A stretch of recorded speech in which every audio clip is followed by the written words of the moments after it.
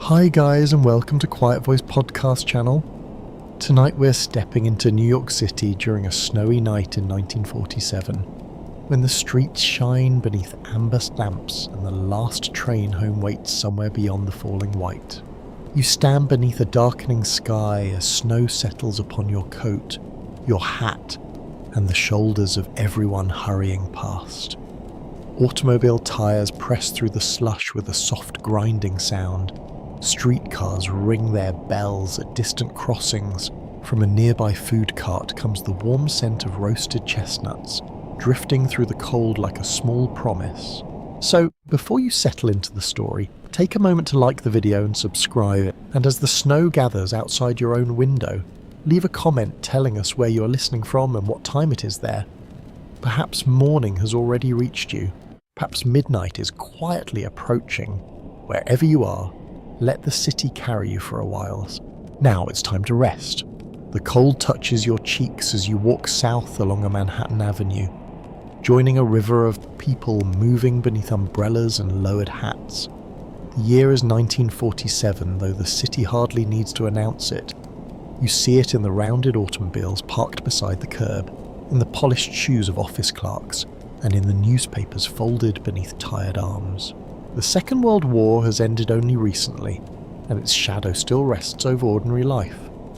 Records confirm that more than 12 million American service members returned to civilian life after the war, bringing enormous changes to cities, workplaces, and families.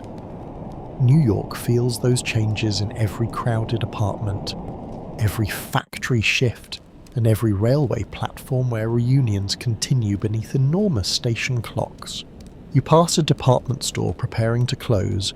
Behind the glass, mannequins wear long winter coats with narrow waists and careful collars. A clerk reaches up to dim the display lights one by one. The bright window fades, leaving your reflection floating briefly among the silent figures. Nearby, a newsstand owner gathers magazines before the snow can soak them. Headlines speak of strikes, housing shortages, international tension, and the promising wonders of modern appliances. Apparently, civilization has survived years of global conflict, so that advertisements may now assure you that an electric toaster will transform your entire existence. The city has always known how to mix tragedy with salesmanship. A gust of wind turns the snow sideways. You lower your head and continue toward the railway terminal. Around you, evening workers hurry home from offices, hotels, restaurants, theatres, and garment workshops. Many carry metal lunchboxes or paper parcels tied with string. Women in sensible shoes step carefully over icy gutters. Men lift their coat collars and protect their cigarettes from the wind with cupped hands. The sidewalks are still busy, but the day is surrendering. Above the street, windows glow in tall buildings. Each square of light suggests another life unfolding beyond your reach. Someone sets a table, someone rocks a baby, someone listens to a radio comedy while washing dishes, someone waits beside a telephone that refuses to ring. The snow softens the city without silencing it completely. Taxi horns become distant and muffled. Footsteps lose their sharp edges. Even the elevated train farther east sounds less like machinery and more like thunder rolling behind clouds. Oddly enough, city snow in this period often created brief neighborhood industries. Children sometimes earned coins by clearing stoops, carrying groceries, or helping drivers push automobiles free from deep drifts. A capable child with a shovel could become a minor business leader before breakfast, though probably without the corner office or comfortable chair. You cross beneath a theatre marquee where electric bulbs glow through the snowfall. Couples step into the lobby, brushing white powder from their sleeves. They are choosing music, laughter, and warmth for a few hours. You're heading somewhere quieter. At the entrance of a small diner, steam clouds the glass. Inside, stools line a long counter beneath hanging lights. A waitress pours coffee for a policeman while a cook turns sandwiches on a black iron grill. The sight almost persuades you to stop. Almost, but the last train does not wait for second cups of coffee. You check the watch beneath your glove. The hands are moving closer to midnight. Your train is scheduled to leave soon, and the worsening weather has made every minute uncertain. Scholars continue to debate how completely post-war optimism was shared by ordinary Americans. Some point to rising employment, expanding education, and growing consumer confidence. Others emphasize overcrowded housing, racial discrimination, labor conflict, and the private grief carried by families who had not emerged from the war unchanged. Walking these streets, you sense both realities at once. Hope is present, but it wears a tired face. At a corner, a veteran sells pencils from a small wooden tray. One sleeve of his coat is neatly pinned. People pass him quickly, yet several pause to place coins in his hand. He thanks each person with the same quiet nod. A woman carrying a grocery bag stops beside him. An orange rolls free and disappears into the snow near the curb. You reach it before a taxi does, wipe it carefully on your sleeve, and return it to her. She smiles. For a moment, the city feels smaller. You continue beneath iron fire escapes and stone facades darkened by wet snow. Laundry lines hang empty overhead. Restaurant signs flicker red and gold.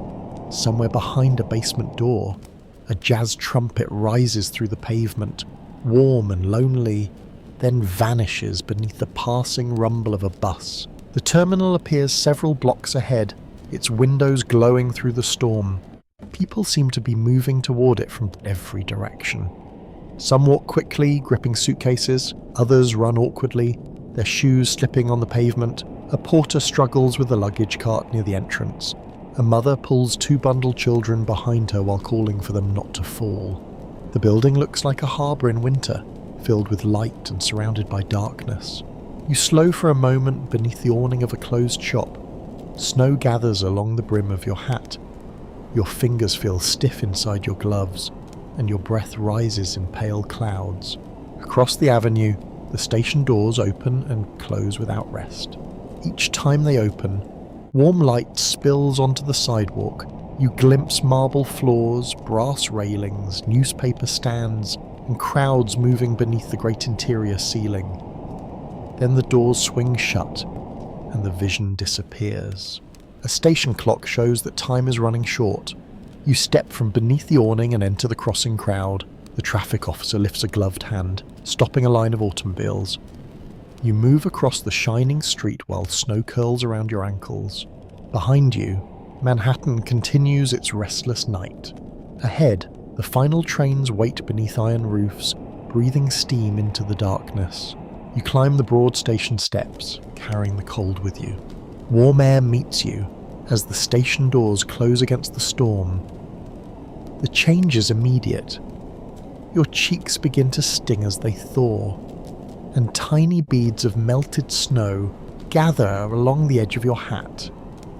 Beneath the high ceiling, hundreds of voices overlap in a steady human murmur, softened by distance and rising steam. Yet the city has not truly been left outside. It follows you into the terminal through wet coats, dripping umbrellas, hurried footsteps, and the sharp scent of winter air clinging to every traveller. Porters weave between families with brass luggage carts. Shoe polishers lean over their work beneath bright lamps. Newspaper sellers call out the latest evening headlines with the dramatic urgency usually reserved for invasion or baseball. You move slowly through the main concourse, surrounded by people finishing long days. A hotel maid sits on a wooden bench with her hands folded over a plain handbag. Her shoes are damp, and her eyes remain fixed on the departure board. Nearby, two restaurant workers in white uniforms speak quietly while sharing a paper bag of rolls that were probably meant for customers several hours earlier.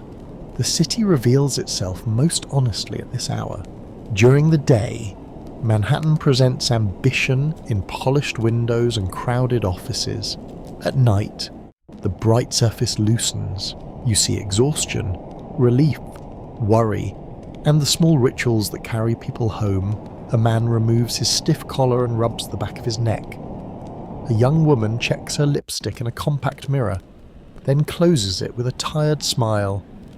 A messenger boy sleeps upright against a column, his cap tilted over one eye. Records confirm that New York remained the most populous city in the United States during the 1940s, with more than 7 million residents moving through its streets, workplaces, neighborhoods, and transit lines. Such a number sounds impressive on paper. Inside a railway terminal near midnight, it feels more like a great ocean made from individual lives. Every person seems to be carrying something. Some carry suitcases, some carry lunch tins, some carry sleeping children, others carry thoughts that cannot be placed on a luggage rack. You pass a small flower stall preparing to close. The seller wraps the remaining carnations in damp paper, protecting them from the cold. Their faint peppery scent rises above coal smoke. Wool and coffee. A sailor buys one flower, tucks it carefully into his coat, and walks away with the solemn expression of a man transporting royal treasure.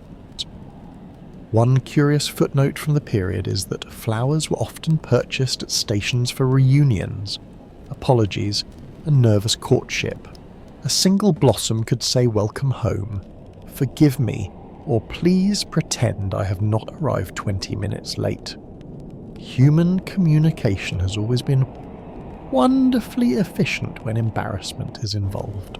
A loudspeaker crackles overhead. The announcement is difficult to understand. The voice fades beneath echo and static, leaving half the concourse staring upward as though the ceiling might provide a translation. A porter shakes his head and continues pushing his cart. He has probably heard thousands of such messages and understood perhaps 6. Along one wall, a row of public telephone stands beneath small metal signs. People wait patiently for their turn. A woman twists the cord around one gloved finger, while telling someone that she may be delayed. Her voice is calm, but her eyes remain anxious. At the next telephone, a businessman speaks loudly about a meeting, apparently hoping the entire terminal will appreciate his importance. You approach a coffee counter where a silver urn releases fragrant steam. The attendant fills thick ceramic cups and slides them across the worn surface. You order one and wrap both hands around it, letting the heat settle into your fingers. The coffee is strong, bitter, and slightly scorched. It is perfect. A radio behind the counter plays a slow dance tune. The signal drifts in and out, but the melody remains gentle. A few customers pause to listen. One older couple stands close together, saying nothing. The man taps 2 fingers against the counter in time with the music. Beyond the station windows, snowfall thickens over the avenues. Street lamps glow inside pale circles. Taxicabs creep along the curb with chains fitted around their tyres. Drivers lean forward over their steering wheels, searching through the white haze. A city bus stops beside the entrance, and passengers emerge one at a time, stepping carefully onto the slippery pavement. You watch a woman in a dark fur collar cross the street while holding a box above her head. A bakery label is printed on the side. Whatever rests inside has clearly been judged more valuable than her hairstyle. Arguments split among historians over whether nighttime life in post-war New York felt more unified or more divided than it had before the war. Some describe crowded theatres, dance halls, diners, and railway cars where different social groups briefly shared common spaces. Others point out that wealth, race, gender, and neighbourhood still determined who felt welcome, who found work, and who travelled without fear. The city could gather people together while maintaining invisible walls between them. You sense those walls even here. Waiting rooms are not equally comfortable for everyone. Certain travellers attract suspicious glances that others never receive. Some workers remain almost unseen, despite cleaning floors, carrying bags, serving meals, and keeping the machinery of the terminal alive. A cleaner pushes a wide broom across the marble. People step around him without meeting his eyes. He works patiently, guiding slush, ticket stubs as cigarette ash, and torn paper into a grey pile. His movements are smooth and practiced, almost musical. Nearby, a young couple argues in whispers. The woman grips a train ticket. The man keeps checking the clock. Their words remain private, but their expressions tell a familiar story. Someone is leaving, someone wishes they were not. Neither knows how to make the final minutes easier. A child in a red coat presses both palms against the glass doors and watches the snow. Her father stands behind her, holding 2 suitcases. She asks whether the city will disappear beneath the storm. He tells her that New York never disappears. It merely becomes difficult to see. The answer stays with you as you finish your coffee. Outside, towers and rooftops fade behind the falling white, signs vanish, windows blur. The city seems to withdraw into itself, hiding its sharp edges beneath snow. Inside, clocks continue to move. Shopkeepers lower metal shutters, porters stack abandoned luggage carts. The radio melody ends, replaced by a weather report delivered in a serious voice. Snow is expected to continue through the night. Travel conditions are worsening. You set the empty cup on the counter and join the flow of passengers moving deeper into the terminal. Above you, the departure board changes with a wooden clatter. Several trains are delayed. One remains listed on time. The departure board clicks again, and a fresh line of letters settles into place. Your train still shows no delay. That small fact should be reassuring, yet it creates a different kind of unease. Around you, travellers whose trains have been postponed gather in restless groups, while those assigned to the final service move with increasing purpose. Suitcases are lifted, children are awakened, newspapers are folded, conversations end in the middle of sentences. You follow signs toward the lower platforms. The corridor narrows as it descends. Brass railings feel cold beneath your glove. The ceiling lowers, and the grand open space of the terminal gives way to tiled walls, iron beams, and the heavy smell of coal smoke. Each footstep echoes against the floor. A porter passes with a cart stacked so high that only his cap is visible above the luggage. One case begins to slide, and he catches it with a single practiced hand. The passengers nearby barely notice. It is the sort of skill that deserves applause but receives only another suitcase. Farther along, a ticket inspector stands beneath a green lamp. His uniform is neat, though the cuffs are darkened from handling damp paper. He examines each ticket with quiet speed, clips it, and sends the traveller onward. When your turn comes, you present your ticket. He studies it for a moment, then looks past you toward the station doors at the far end of the corridor. "You are fortunate," he says. "This one may leave." The word "may" hangs in the air. You ask whether the storm is causing trouble on the line. He gives a small shrug, the careful shrug of someone who knows more than he intends to say. "Snow causes trouble everywhere," he replies. "Railways simply give it a schedule." The punch leaves a tiny crescent in the edge of your ticket. You place it safely inside your coat and continue. The platform opens before you in a long cavern of iron, smoke, and shadow. Electric lamps hang at regular intervals, their light reflected in wet patches on the concrete. Steam drifts from beneath the waiting train, rolling low around shoes and luggage. The locomotive rests at the far end like a black animal under restraint. Its metal sides glisten with melted snow, pipes hiss, valves release short breaths. A worker walks beside the wheels carrying a lantern, pausing to inspect each section of machinery. Records confirm that steam locomotives still carried many passenger trains through the United States during the late 1940s. Though diesel engines were beginning to replace them in growing numbers, for travellers, the older machines offered power, noise, smoke, and a strong impression that the entire journey depended on fire. You feel that fire faintly beneath the platform. Heat rises through gaps in the concrete, then disappears into the colder air. The station roof keeps out most of the snow, but flakes enter through open sections near the tracks. They whirl in the steam and vanish before reaching the ground. Passengers gather beside marked carriage doors. A nurse in a dark cape checks the clasp on a small case. A factory worker carries a rolled blanket beneath one arm. A man with a violin case stands apart from the crowd, holding the instrument close to his chest. Two college students compare ticket numbers while pretending not to be worried. Your attention moves toward a family near the center of the platform. The mother is young, perhaps not yet 30. She holds a sleeping baby beneath a thick wool cover. Her husband manages 3 bags, a folded stroller, and a little boy who has decided that standing still is an unreasonable demand. The boy watches the locomotive with complete devotion. "Does it eat coal all night?" he asks. His father says yes. "Does it get hungry?" His father considers this. "Only when tickets are expensive." The boy accepts the answer without question. Childhood is generous that way. A curious footnote from railway life concerns the small rituals of platform workers. Some crews carried personal good luck objects, including coins, buttons, carved animals, or family photographs. Such items had no official purpose, yet men who trusted steel, steam, and strict procedure sometimes also trusted a smooth stone kept in the correct pocket.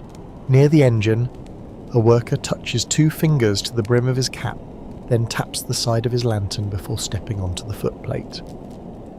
Perhaps it is merely habit, perhaps not. The loudspeaker above the platform crackles. A voice announces that the final westbound service will begin boarding shortly. Passengers press closer to the edge, though the train is already present and cannot possibly leave without opening its doors. Urgency often makes people behave as though physical distance is the main enemy. You stand beneath a hanging clock. The second hand sweeps around its face with strict patience. 11 minutes remain before departure. Across the tracks, another platform has gone nearly empty. A delayed train sits dark with no passengers aboard. Snow blows through the open end of the station and settles across the rails in thin white lines. A railway supervisor walks toward the conductor. They speak quietly beside a pillar. The supervisor points once toward the tunnel, then once toward the roof. The conductor listens without interruption. Scholars bicker over how reliable winter railway schedules truly were during this period. Some records suggest that large companies maintained impressive service even during severe weather. Other accounts describe delays, frozen switches, blocked crossings, and communication failures that could turn an ordinary journey into an all-night ordeal. Official timetables offered certainty on paper. Weather offered its own opinion.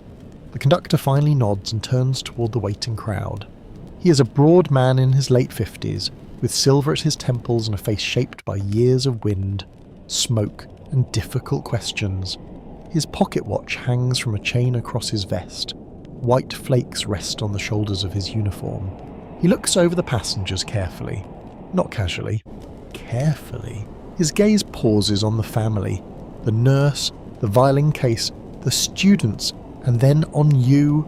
For one brief instant, you feel as though he's counting more than tickets. A bell sounds from the front of the train. The conductor reaches for his watch and opens its polished cover. The carriage doors slide apart. Warm yellow light spills across the platform. People begin to board. You move forward with them, your shoes passing through steam as the locomotive releases a deep, patient breath. The carriage doorway frames a narrow passage of polished wood, brass fittings, and soft yellow light. You step inside while the conductor watches the line advance with the calm attention of a man who has learned that luggage, weather, and human confusion tend to cooperate against him. A porter directs you toward the middle car. The aisle is crowded with passengers lifting cases into overhead racks. Coats brush against shoulders, hat brims knock together. Someone apologizes. Someone else insists there is no harm done, though the expression on his face suggests a small international crisis has occurred. You find a seat beside the window and place your bag beneath your knees. The upholstery is deep green and slightly worn. A brass hook waits beside the window for your coat. Above the seats, narrow racks hold parcels wrapped in brown paper, stiff leather cases, and one enormous hat box that appears capable of containing either a wedding hat or a modest dining table. The glass is cold when you touch it. Outside, the platform remains crowded. Steam rolls beneath the lamps while late passengers hurry toward the open doors.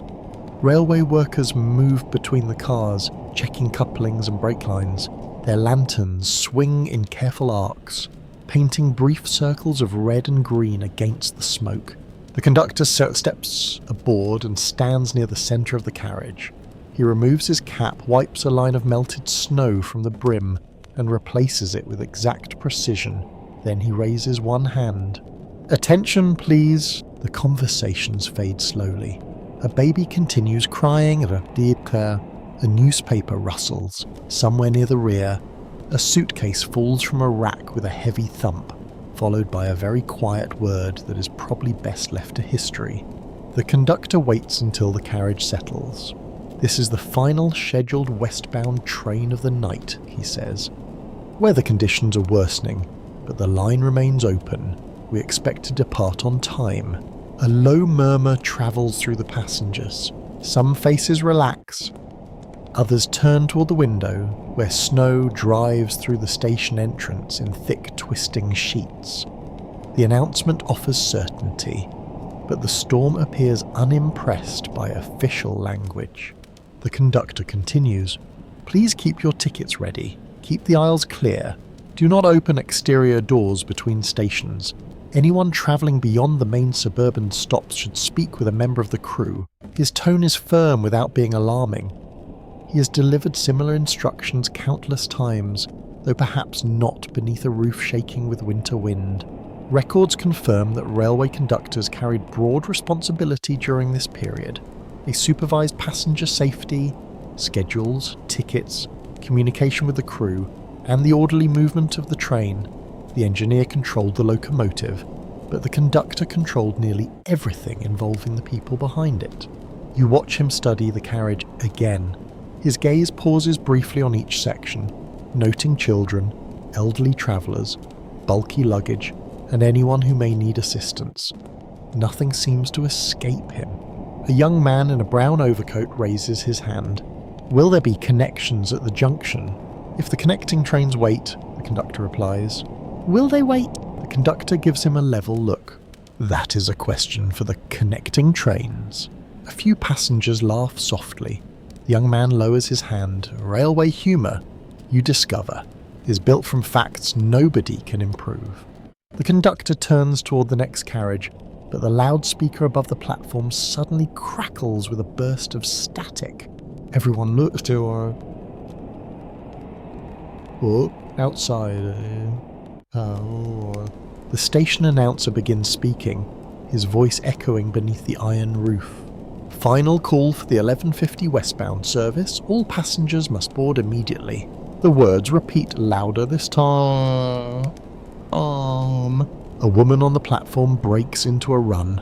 She wears a grey coat and carries a small suitcase in one hand. Her other hand holds her hat in place as she struggles through the steam.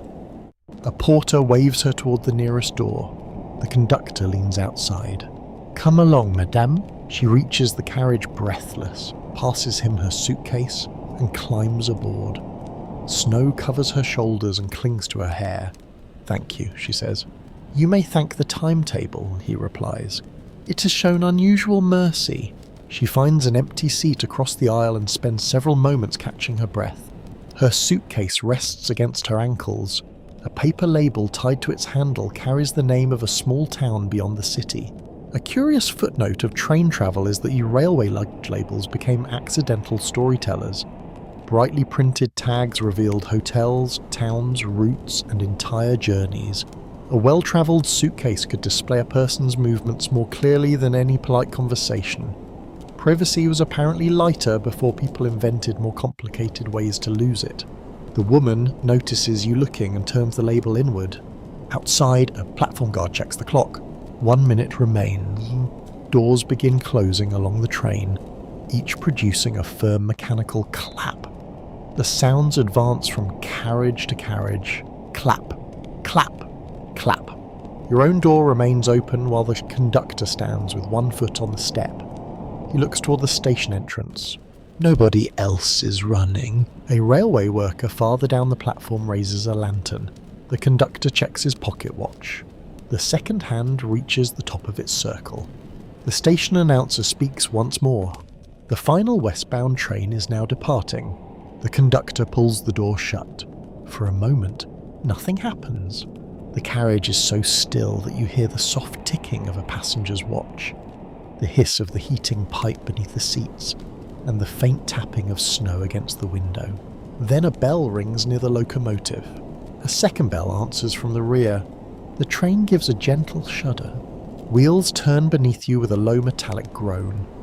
Couplings tighten from the front car to the last, each one sending a small jolt through the floor. The platform begins to move past the glass. People outside lift their hands. A mother waves to a daughter. A soldier salutes an older man. A porter steps back from the edge as steam folds around his legs. You feel the train gather itself. The motion is slow, almost reluctant. Iron wheels press against the rails while the locomotive pulls the full weight of the carriages into darkness. Station pillars slide past one by one. Lamps stretch into golden streaks across the wet window. No agreement has been reached on whether the romance of railway departure belonged more to those leaving or those remaining behind. Travellers carried possibility, but they also carried uncertainty. Those on the platform kept familiar ground, but watched someone vanish beyond their reach. The same whistle could sound like freedom or loss depending on which side of the glass held you. A long note rises from the locomotive. It travels through the station roof and out into the snowy city. The last platform lamp passes your window. Manhattan opens beyond it, white, blurred, and restless beneath the storm. The train moves faster.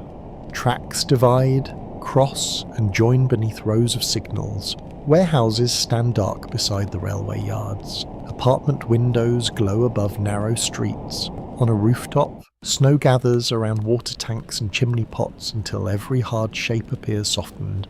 Inside the carriage, passengers settle into their seats. Gloves are removed, scarves are loosened, newspapers open. A child kneels backward to watch the station disappear. The conductor enters from the next car with his ticket punch ready. Behind him, the final door seals with a dull click. There is no other train tonight. The conductor moves along the aisle with a small metal punch in one hand and a leather ticket wallet tucked beneath his arm. Each clipped ticket makes a neat sound, bright and precise against the deeper rhythm of the wheels. You present yours when he reaches your seat. He examines the destination, marks the edge, and returns it without comment. Up close, you notice fine lines around his eyes and a faint burn mark on one cuff.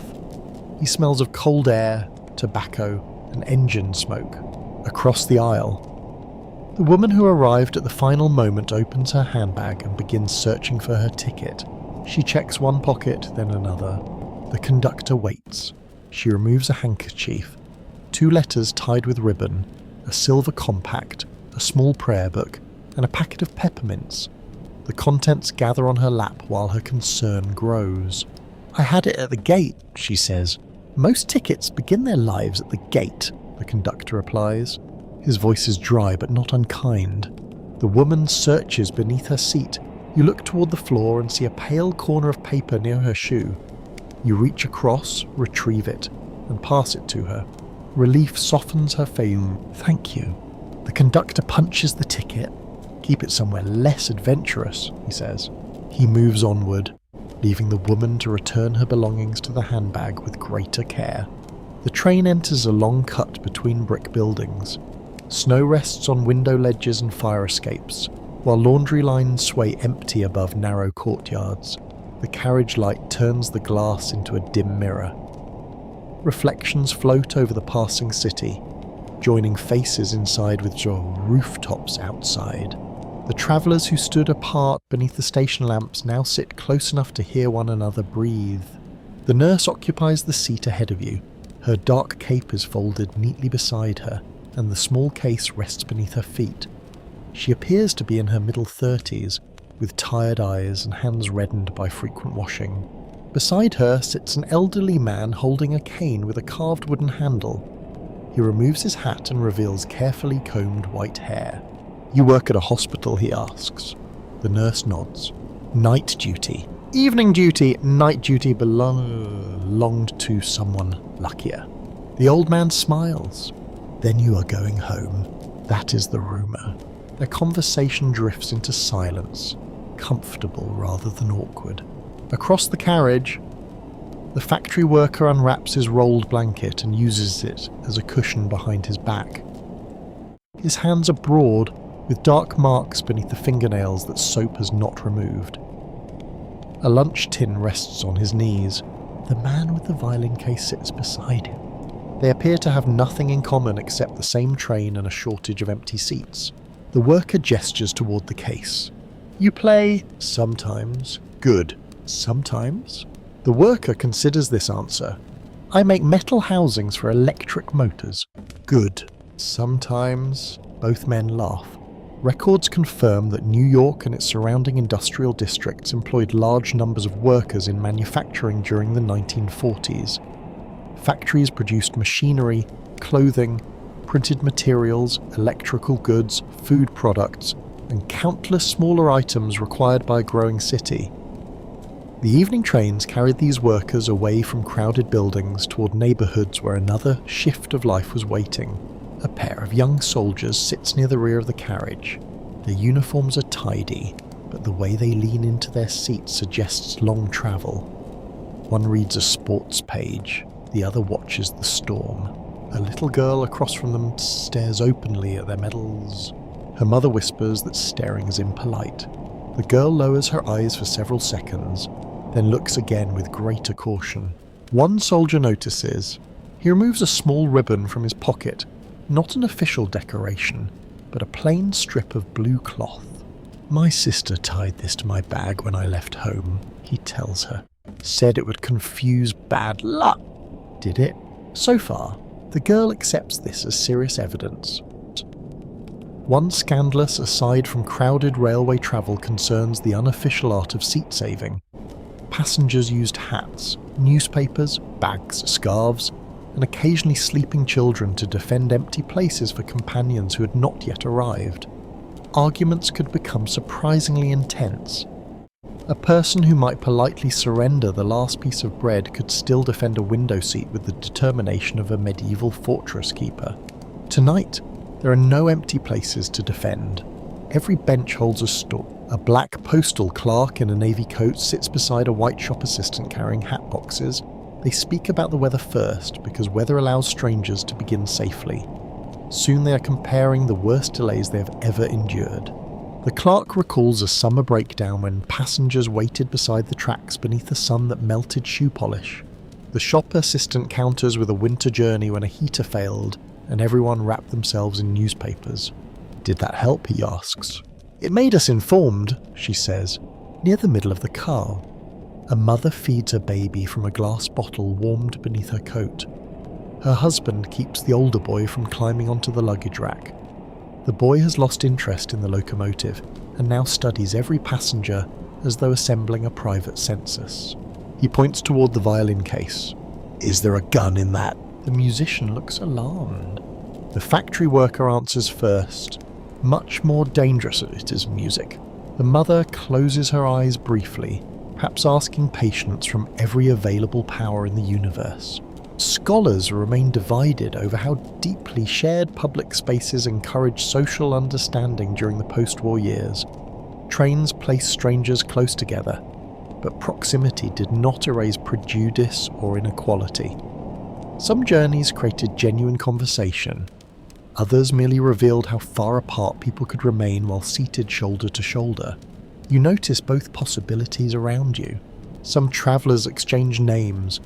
Others build private walls from newspapers and silence.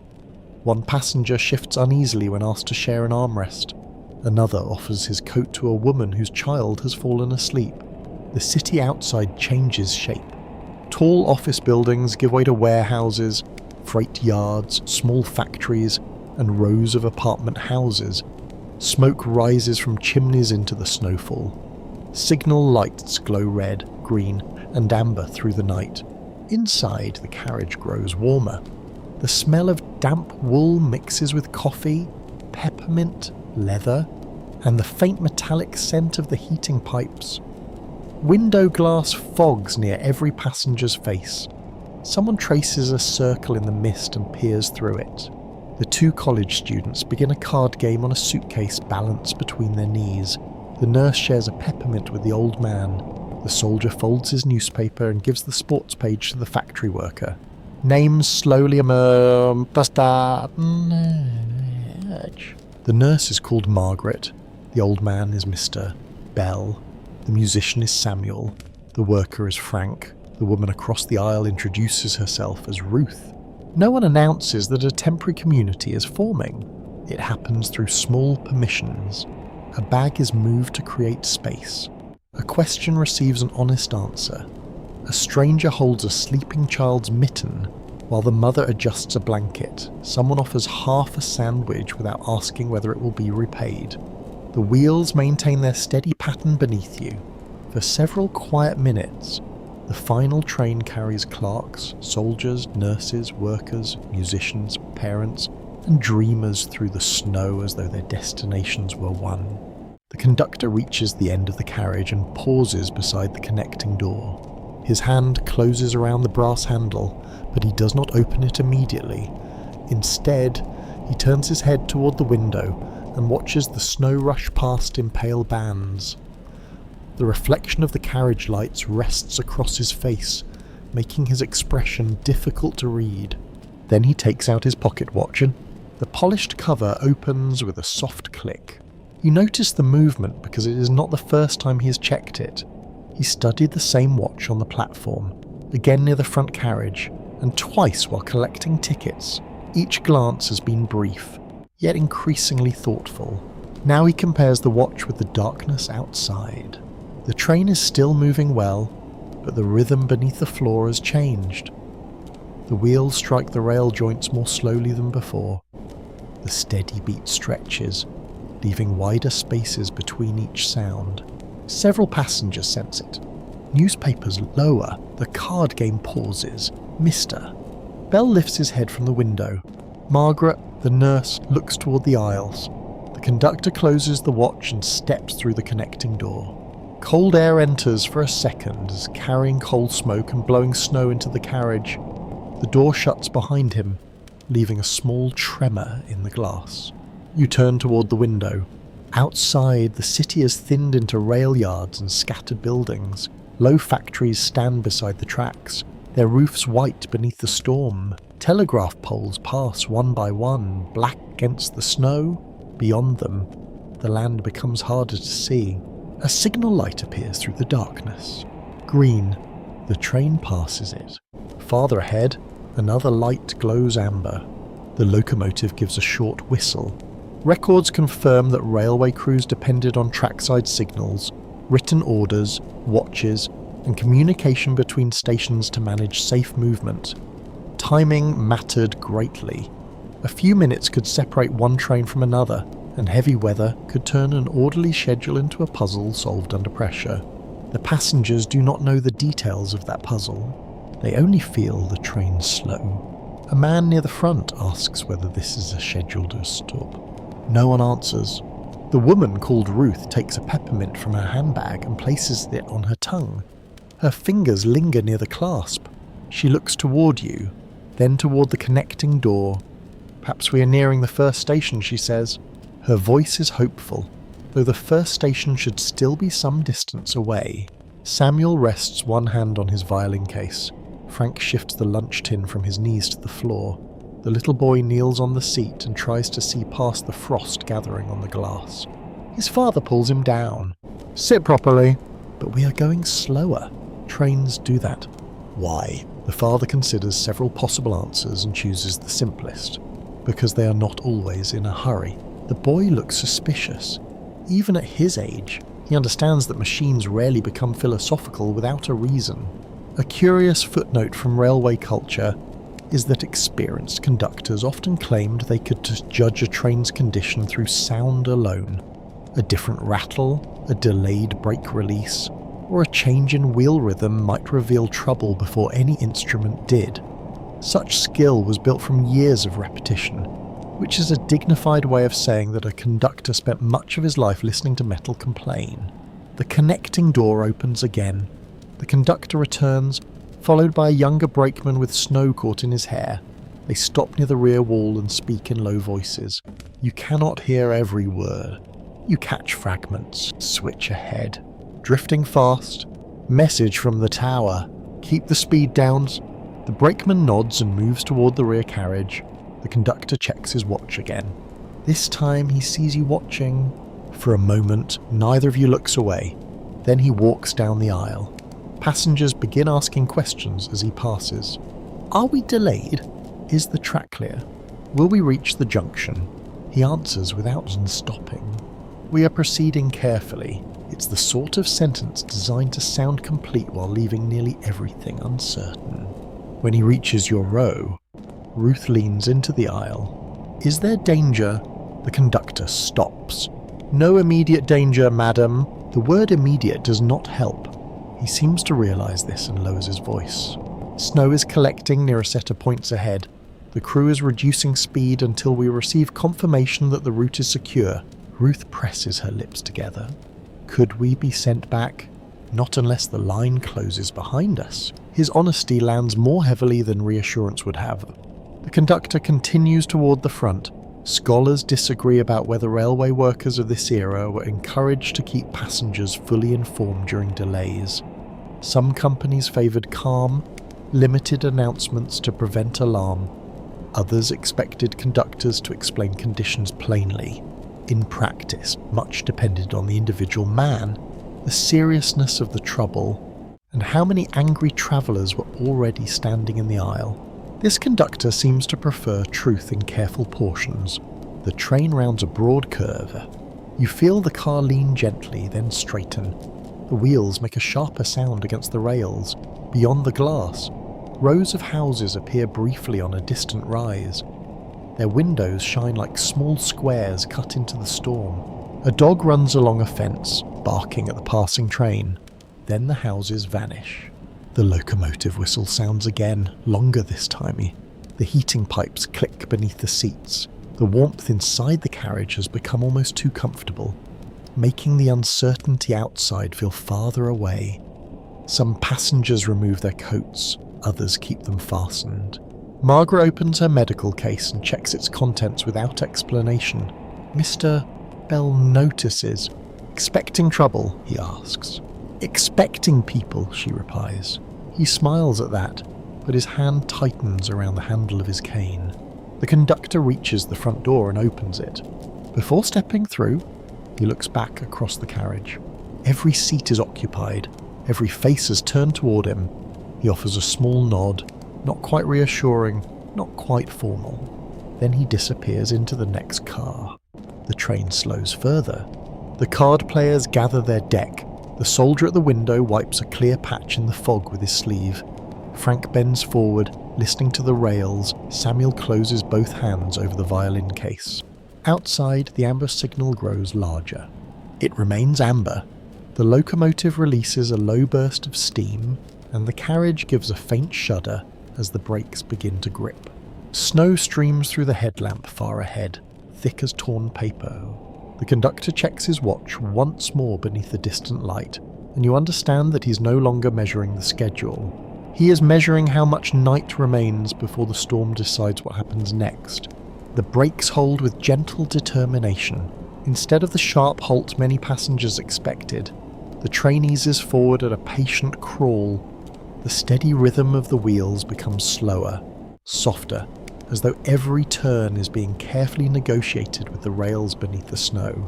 No one speaks for several moments. Even the little boy who's asked endless questions sits quietly, sensing that the adults are listening to the sounds beyond ordinary conversation. The locomotive lets out a deep breath of steam. It rolls past the windows in white clouds, hiding the view for a few seconds before the wind tears it apart. Outside, signal lamps glow through the storm like distant lanterns carried across an empty field. Snow piles against fences, telegraph poles, and abandoned freight wagons resting on neighbouring tracks. The city has slipped away. Only scattered lights remain, separated by long stretches of darkness. The conductor returns with the younger brakeman beside him. This time they stop near the centre of the carriage. "Ladies and gentlemen," the conductor says, his voice calm enough to settle the room. "There is no cause for alarm. We are approaching a section where drifting snow has reduced visibility. The engineer is proceeding with additional caution." A quiet wave of relief passes through the passengers. Careful movement sounds far better than sudden danger. "We may experience a brief reduction in speed," he continues. "Please remain seated while we pass through the area." Nobody argues. The conductor tips his cap politely before moving into the next carriage. Frank watches him disappear. He has the look of someone who has seen every kind of winter. Mr. Bell nods. "I imagine the railroad has introduced him to all of them." The carriage settles once more into patient silence. A woman several rows ahead begins knitting with dark blue yarn. The clicking of her needles blends gently with the wheels below. Each stitch appears perfectly measured despite the motion of the train. Across the aisle, one of the college students unfolds a folded map. His companion leans closer. "I thought you knew the route." "I do." "Then why the map?" "I enjoy pretending I know it better." His friend laughs softly. Confidence, it seems, sometimes requires visual support. Records confirm that many rail travellers relied on printed timetables and route maps rather than detailed station announcements. A folded railway booklet could remain in a coat pocket for months, becoming worn at the edges through repeated use. Travellers often marked favourite routes with pencil or tuck-pressed flowers between its pages as quiet reminders of past journeys. The train continues creeping through the snowfall. From time to time, the wheels produce a faint scraping sound as packed snow brushes against the undercarriage. Samuel turns toward the window. "I cannot see 10 yards. Frank smiles. "Then the snow is doing better than I am." Several nearby passengers chuckle. Small jokes become valuable during uncertain travel. They cost nothing, require no luggage space, and warm a room almost as effectively as another shovel of coal. A curious footnote from railway folklore claimed that some engineers believed every storm possessed its own personality. One snowfall might drift gently across open ground, another might build silent walls between the rails, while a third seemed determined to settle inside every moving part of the locomotive. Whether anyone truly believed such ideas hardly mattered. Giving the weather a personality made it easier to forgive. The little boy presses one finger against the frosted glass. What lives out there? His mother smiles. Snow? No. He studies the darkness carefully. I mean at night. His father looks toward the window before answering. Farmhouses, animals, owls, and people sleeping. The boy seems satisfied. He leans back into his seat, imagining invisible homes beyond the storm. Margaret removes a small notebook from her medical bag. Instead of writing, she quietly counts supplies. Bandages, bottles, scissors, rolls of clean cloth. Everything returns neatly to its place. Old habits refuse to rest simply because a journey has begun. Farther down the carriage, Ruth unfolds one of the letters that had slipped from her handbag earlier. She does not read every page. She simply studies the handwriting for a long moment before folding it again with great care. You wonder whether the words are already committed to memory. Across from her, the black postal clerk notices an elderly woman struggling to reach a parcel stored above her seat. Without speaking, he rises. The parcel is heavier than it appears. He lowers it carefully into her waiting hands. She thanks him warmly. It contains homemade pies, she explains. Then I'm glad I did not drop history, she laughs with dull genuine delight. You would have dropped tomorrow's dessert. For several minutes, conversation blossoms throughout the carriage. Not loudly. Simply enough to remind everyone that strangers become less mysterious once they exchange a few ordinary words. The soldiers begin discussing baseball scores with the factory worker. The college students argue over whether snow makes cities more beautiful or merely harder to navigate. The nurse explains the best method for warming frozen hands without causing pain. Even the conductor pauses briefly while passing through again. You all seem comfortable? Frank nods. We have decided to remain indoors. A wise decision. The conductor allows himself the smallest smile before continuing forward. Scholars continued debating how much community naturally developed among railway passengers during long winter journeys. Some memoirs describe lasting friendships born during unexpected delays. Others suggest that people simply filled uncomfortable silence until their stations arrived. Perhaps both experiences were equally true. Human nature has always been generous enough to provide opposite answers. Outside, the snowfall grows denser. The headlamp casts a bright tunnel through the darkness, yet the light reaches only a short distance before disappearing into countless white flakes. The engineer sounds another whistle. Its echo drifts across open land, returning faintly through the storm. The train rounds another gradual curve. This time the motion becomes even slower. You notice the engine working harder. The powerful pull that carried the train away from the city now feels more deliberate. Every yard of track appears earned through steady effort. The carriage lights flicker once. Only once, nobody comments. Yet many passengers glance upward at the same moment. The lights remain steady. The wheels continue turning. Then, from somewhere far ahead, there comes a dull metallic thud. Not violent, not sharp, simply unexpected. The locomotive immediately releases a long hiss of steam. The brakes tighten just enough for everyone to feel them. Conversation fades without instruction. The train continues moving, only much more slowly than before. The metallic sound fades beneath the floor, leaving behind a silence that feels larger than the carriage. You wait for another impact. None comes. The train keeps moving, and the wheels recover a slow, careful rhythm. Around you, shoulders loosen by small degrees. A few passengers exchange uncertain looks, but nobody asks the question aloud. The heating pipes continue their gentle ticking.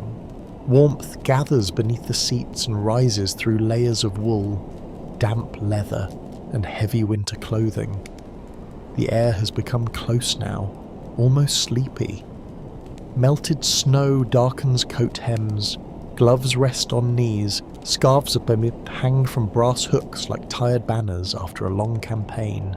The windows tell a different story. Ice forms along the edges of the glass in delicate white branches. Frost spreads inward, covering the outside world with patterns resembling feathers, ferns, and tiny forests. Every few minutes, someone wipes a clear patch with a sleeve, only to watch it cloud again beneath their breath. You lean toward the glass. Through the small opening, you see only fragments. A signal post, a buried fence. The black shape of a barn, then snow fills the view once more. The carriage feels less like a vehicle now and more like a room moving through nowhere. Samuel opens his violin case. The action draws immediate attention. Inside lies a dark wooden instrument wrapped in faded blue cloth. The varnish catches the yellow ceiling light. He checks the strings with careful fingers but does not lift the bow. Frank watches him. Will the cold harm it? The cold dislikes violins, Samuel says. Violins return the feeling. He adjusts one tuning peg. A thin note rises, soft and uncertain. The little boy turns at once. Play something. His mother gives him a warning look. Samuel smiles. Perhaps later. The boy settles back with the disappointed dignity of a king denied entertainment. Records confirm that passenger carriages of the period were commonly heated by systems connected to the locomotive or by equipment installed beneath the cars. Such arrangements could create uneven temperatures, leaving one passenger too warm while another sat near a draft strong enough to educate the bones. You feel that contrast clearly. Your feet are warm beneath the seat, but a thread of cold air slips through the window frame and touches your wrist. You pull your sleeve lower. Ruth removes her hat and sets it carefully beside her. Her hair has dried in loose waves from the snow. She opens one of her letters again, this time reading a few lines before closing her eyes. Margaret notices. Good news? Ruth considers the question. Old news? Sometimes that is the strongest kind. Ruth nods and returns the letter to its envelope. At the far end of the carriage, A railway attendant enters carrying a metal container and a stack of paper cups. He announces that hot water is available, though supplies are limited. The phrase "supplies are limited" inspires immediate interest. Tea packets emerge from handbags. A mother produces cocoa powder wrapped in paper. Someone offers instant coffee. The attendant moves slowly down the aisle, pouring steaming water while passengers pass cups from hand to hand.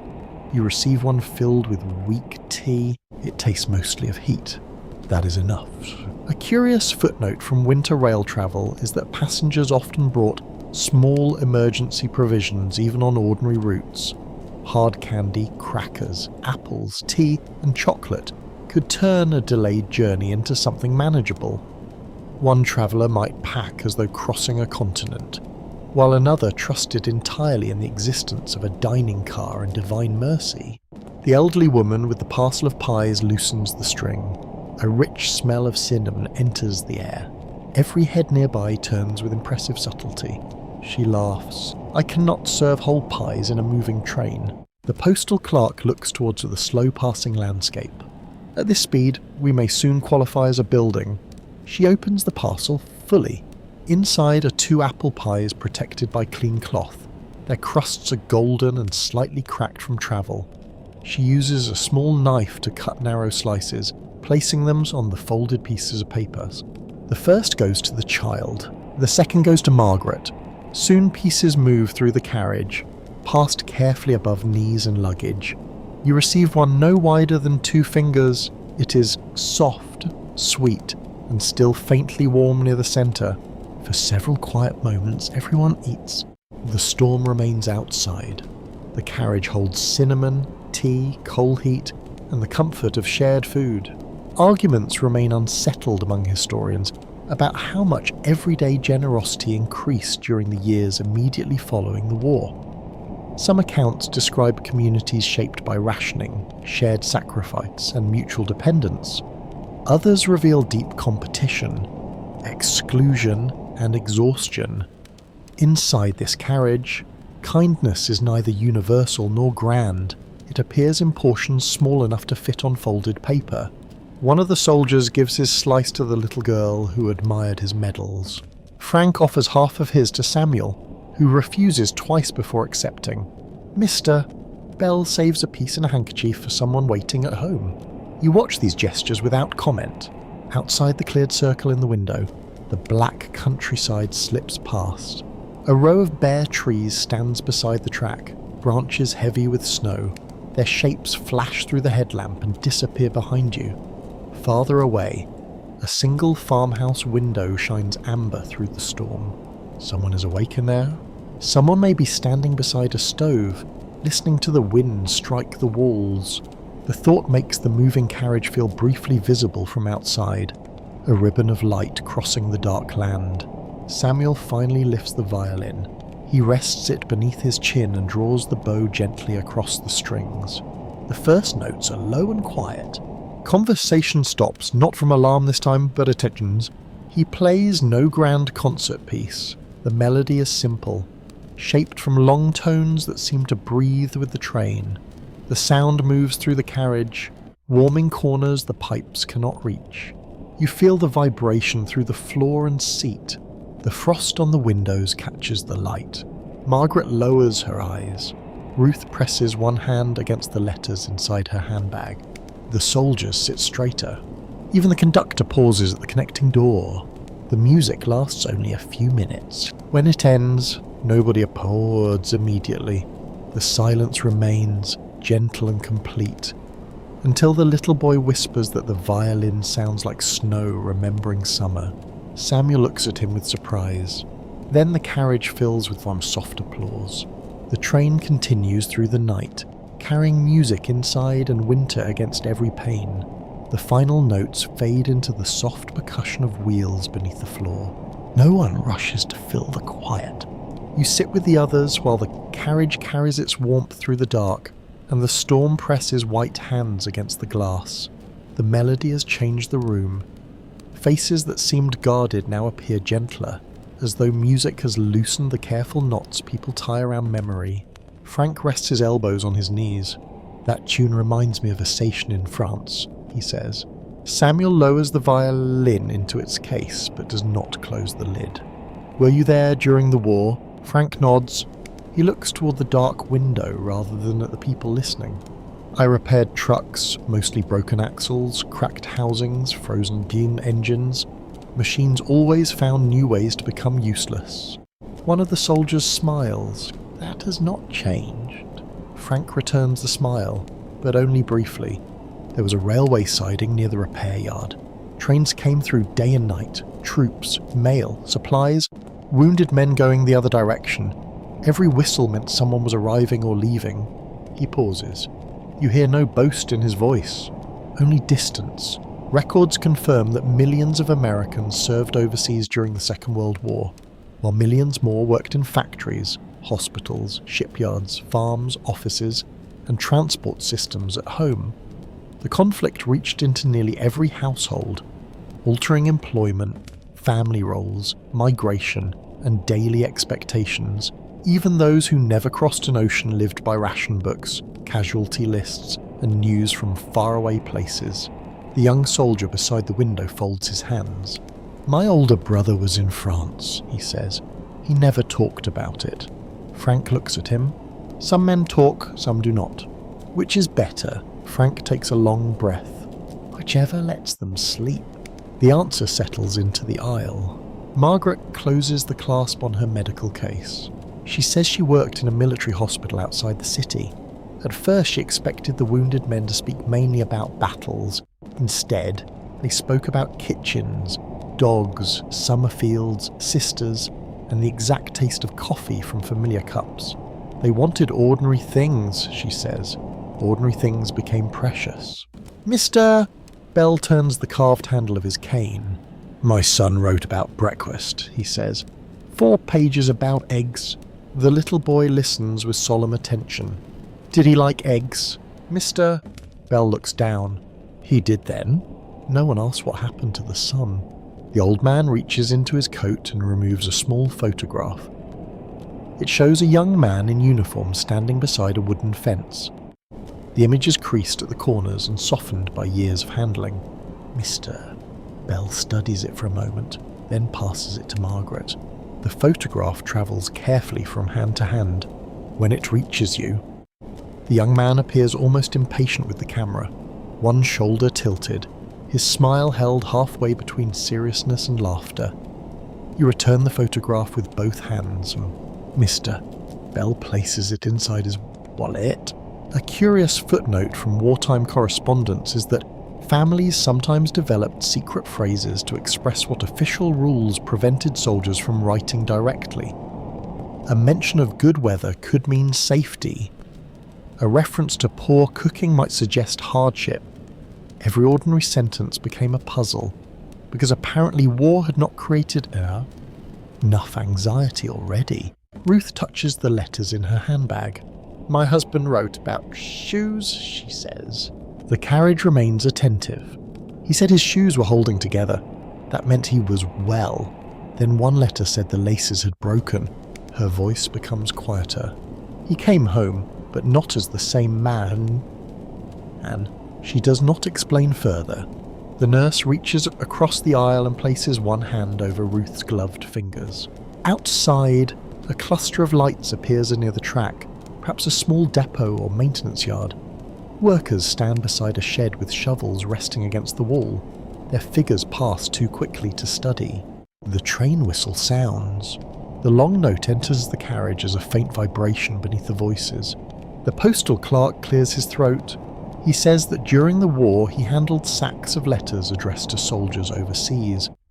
Some envelopes were decorated with lipstick marks, drawings, pressed flowers, or careful instructions to open them on birthdays. Every sack felt heavier than paper, he says. You knew people were waiting for every piece. The shop assistant beside him asks whether letters were often lost.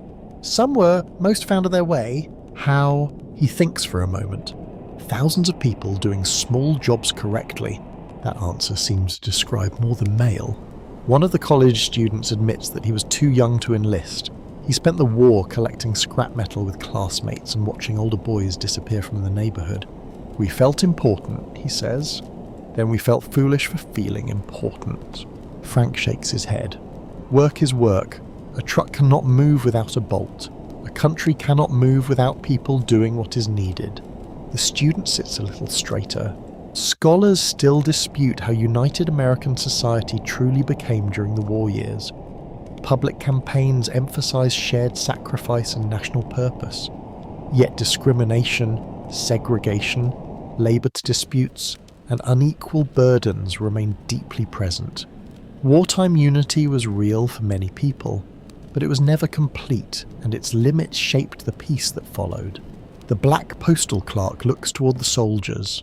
My uniform was postal blue, he says. Still had to enter certain places through the back.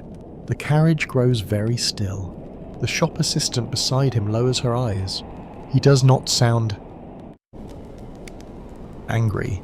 That makes the truth heavier. Margaret speaks carefully. Things should have changed faster. They should have changed before. No one argues. The wheels strike a crossing, sending a gentle tremor through the seats. Samuel finally closes the violin case. He tells them that his family remained in Europe during the war. Some survived, some did not. Music became the only language he trusted for several years. The little boy opens his mouth to ask a question, but his mother touches his shoulder. This time he understands. You look around at the passengers. A factory worker remembers engines. A nurse remembers names on hospital charts. A clerk remembers sacks of letters. A widow remembers broken laces. An old man carries a photograph. Every story is different, yet all of them seem tied to the same invisible thread. The storm cannot erase that thread. It can only make the carriage quiet enough for you to notice it. The wheels lose their rhythm. At first, the change is so slight that you almost mistake it for imagination.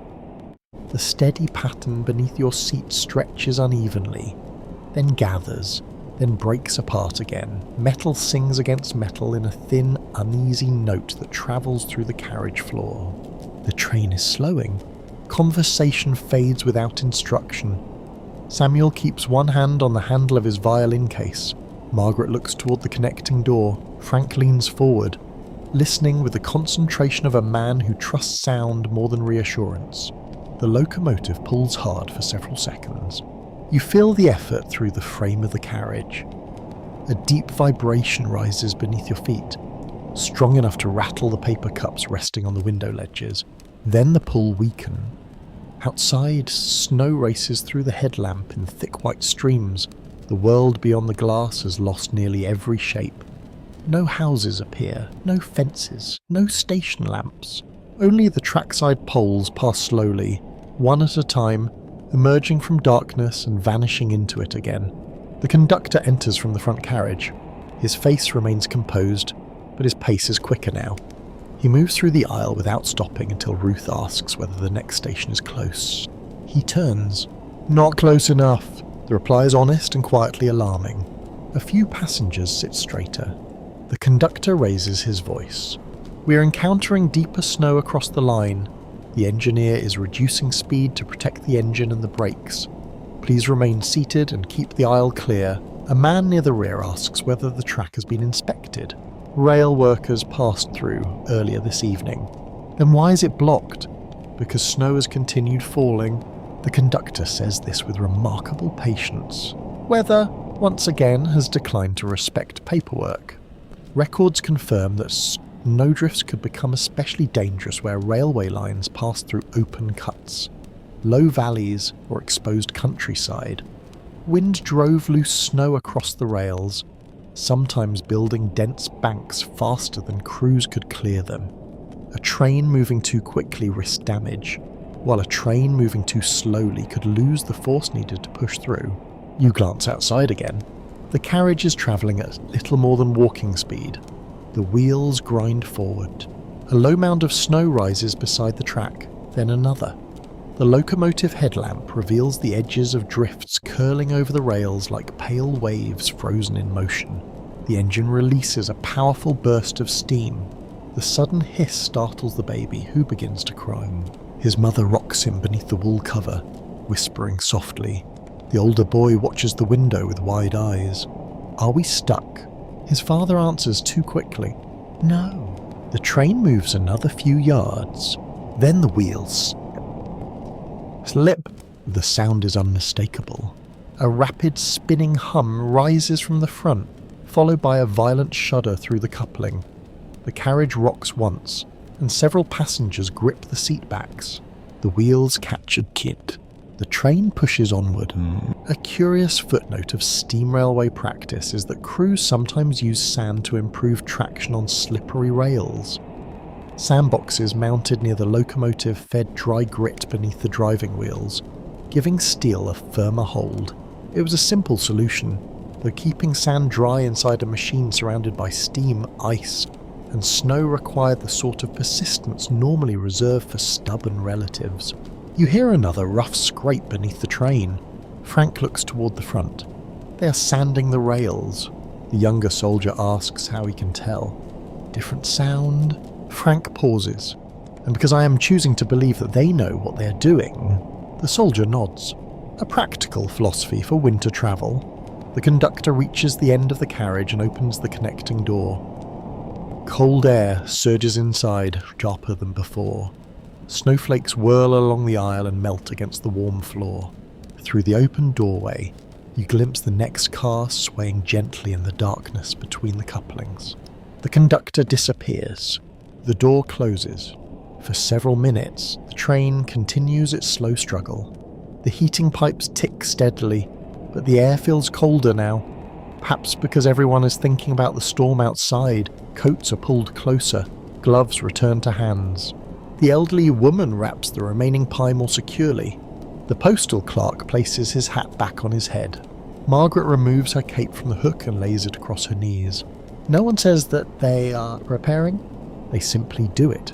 The locomotive whistle sounds twice in quick succession. A signal to someone ahead. No answer comes. The train moves through a cutting where walls of earth rise on both sides. Snow has gathered along the slopes and fallen inward, narrowing the route. The headlamp shows a white ridge directly across the rails. You feel the locomotive strike it.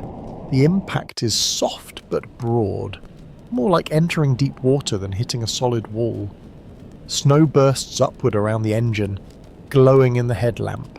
The carriage slows sharply. A suitcase slides several inches beneath a seat. Samuel catches it with his boot. The wheels spin again. This time they do not catch immediately.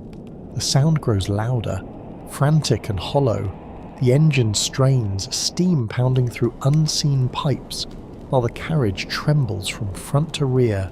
For one moment, the train advances. Then it slips backward a fraction. The passengers notice. Mr. Bell tightens both hands around his cane. Ruth closes her eyes. The little boy whispers that trains are not supposed to go backward when they are facing forward. His mother tells him to sit close. Arguments among railway historians remain divided over whether powerful locomotives or specialised snowplows offered the better answer to severe winter blockages. Large engines could force through moderate drifts, while plough trains could clear deeper accumulations, yet both depended on timing, visibility, track conditions, and crews willing to work in bitter cold. Machinery looked mighty in photographs. Snow cared very little for photographs. The engine tries again. Steam roars. The carriage lights dim for a heartbeat, then recover. The train pushes forward with painful slowness. 1 foot, another. The white ridge outside breaks around the locomotive. Then the motion weakens once more. You feel the wheels turn without progress. The steady railway rhythm has vanished completely. There is only spinning steel, trembling wood, and the long breath of the engine fighting the night. At last, the conductor returns. Snow covers his shoulders and melts along the front of his uniform. He stands in the aisle, one hand gripping a seat back. "We have reached a heavy drift," he says. "The engineer will attempt to work through it." No one speaks. The train gives another shudder. The conductor looks toward the windows, then toward the passengers. "Please remain calm." Outside, the snow rises nearly level with the lowest step of the carriage. The locomotive pulls once more. The wheels spin. The train moves forward several inches.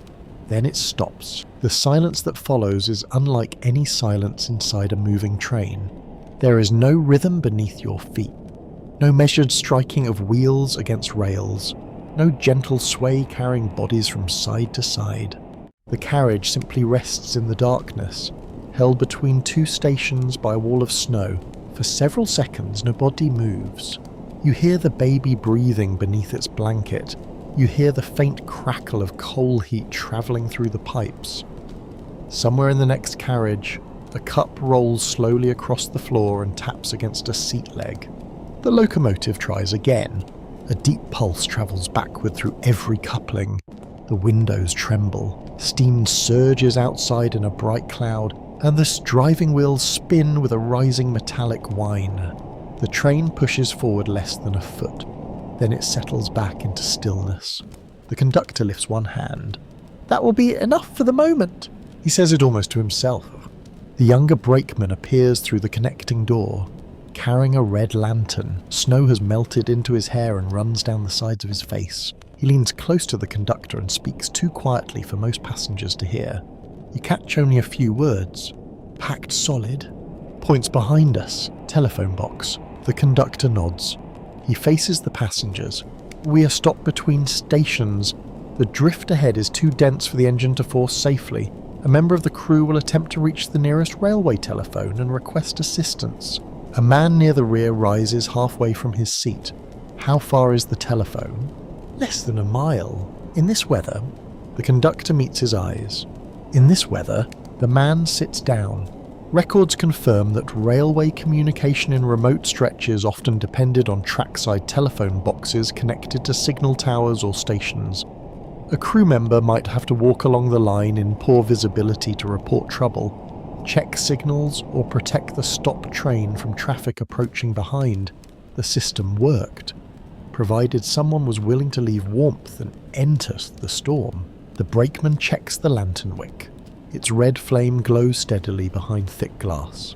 The conductor helps him fasten a heavy coat, then secures a scarf across the lower half of his face.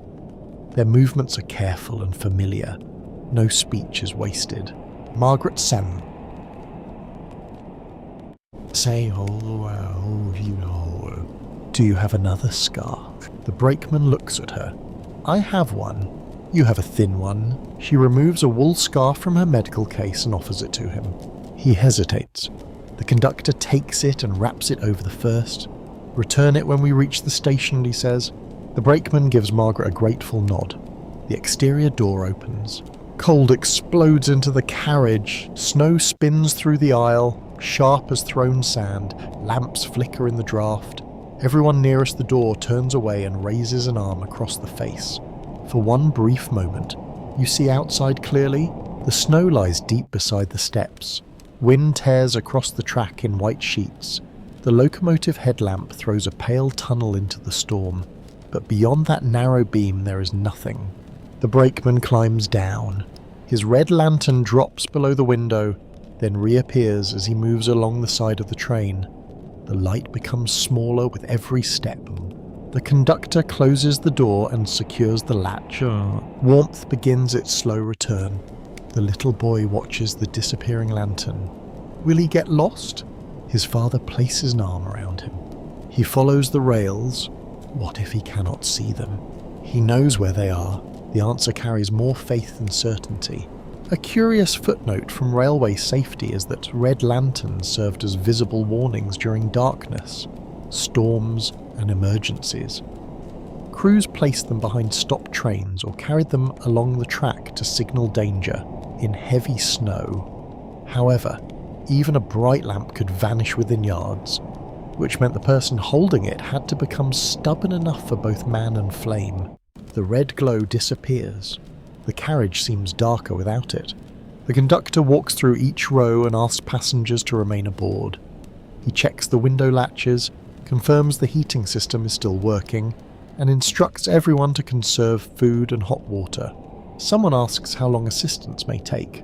"I do not know." The words are plain. No polished reassurance follows. The storm strikes the carriage side with a sudden gust. Fine snow forces its way through a narrow gap near the roof and falls onto the luggage rack. Frank climbs onto the seat and presses a folded newspaper into the crack. The shop assistant hands him a hat pin. He secures the paper in place. "There," he says.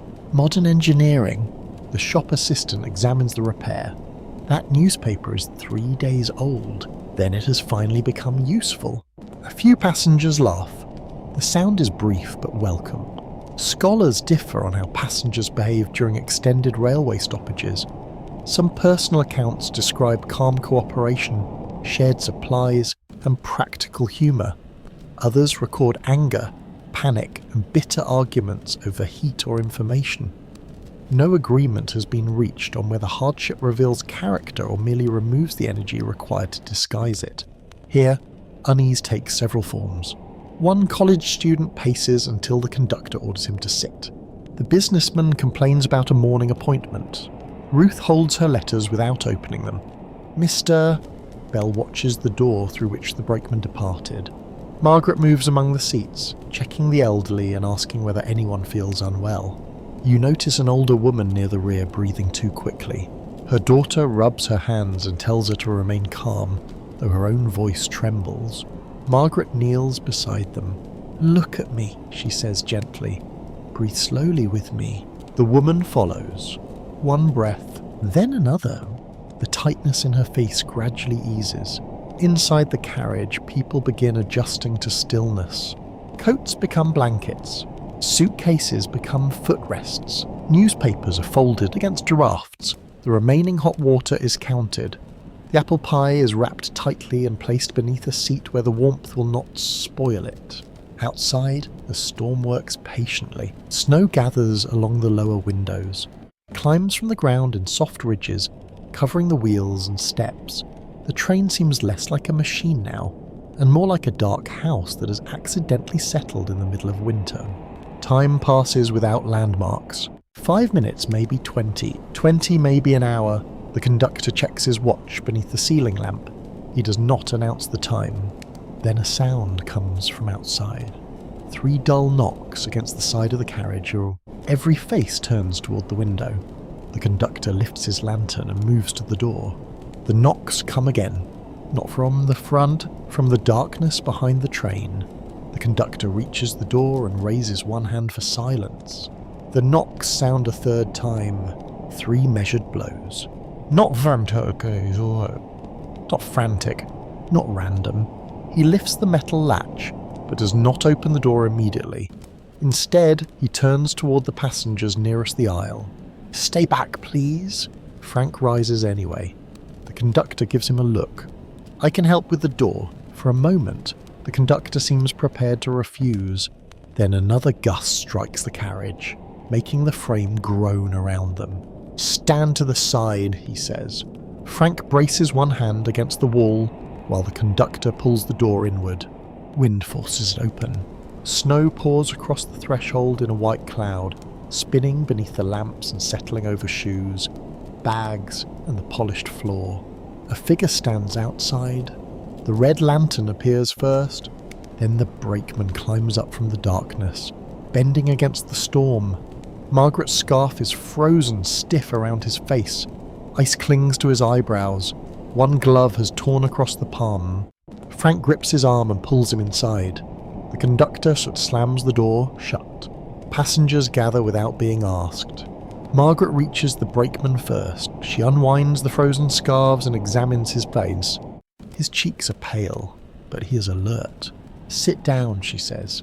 "I reach the telephone." "Sit down while you tell us." The brakeman obeys. Someone gives up a seat and someone else brings a cup. The railway attendant pours the final hot water into it, then adds a small measure of coffee from a private flask. The brakeman holds the cup between both hands. "Message went through," he says. "The tower is sending a plough crew from the next station." A murmur travels through the carriage. Relief enters slowly, cautious but real. "How long?" the businessman asks. The brakeman looks toward the conductor. The conductor answers. "That depends on the storm and the distance they must clear." The businessman opens his mouth again. Ruth speaks before he can. "Then we are fortunate someone is coming." Her tone is gentle, but it closes the subject. Records confirm that winter rescue work on railways often required crews to clear miles of drifting track before reaching a stranded train. Snowplows could cut through deep banks, but progress depended on wind, ice, visibility, and the condition of switches. Assistance might be close in distance and still far away in time. The conductor asked the brakeman whether the line behind them has been protected. Red lamp placed on the rear rail, signal tower informed. Nothing will be sent down this track. Good. The conductor places one hand on the young man's shoulder. It is a brief gesture, almost formal, yet you feel the gratitude beneath it. Margaret removes the torn glove. The palm is scraped and beginning to swell. You fell only once. That is once more than recommended. She cleans the injury with warm water and wraps it in a neat bandage. The brakeman watches her hands, then looks down at the borrowed scarf. I ruined this. You used it, Margaret says. That is not the same thing. The carriage remains gathered around them. Something has shifted. The passengers are no longer merely waiting for help. They're beginning to understand that the train itself must become a place of shelter. The conductor stands. We will organise what we have. He asks each carriage attendant to report food, blankets, water, and medical supplies. Passengers begin opening bags and parcels. Nobody is ordered to share.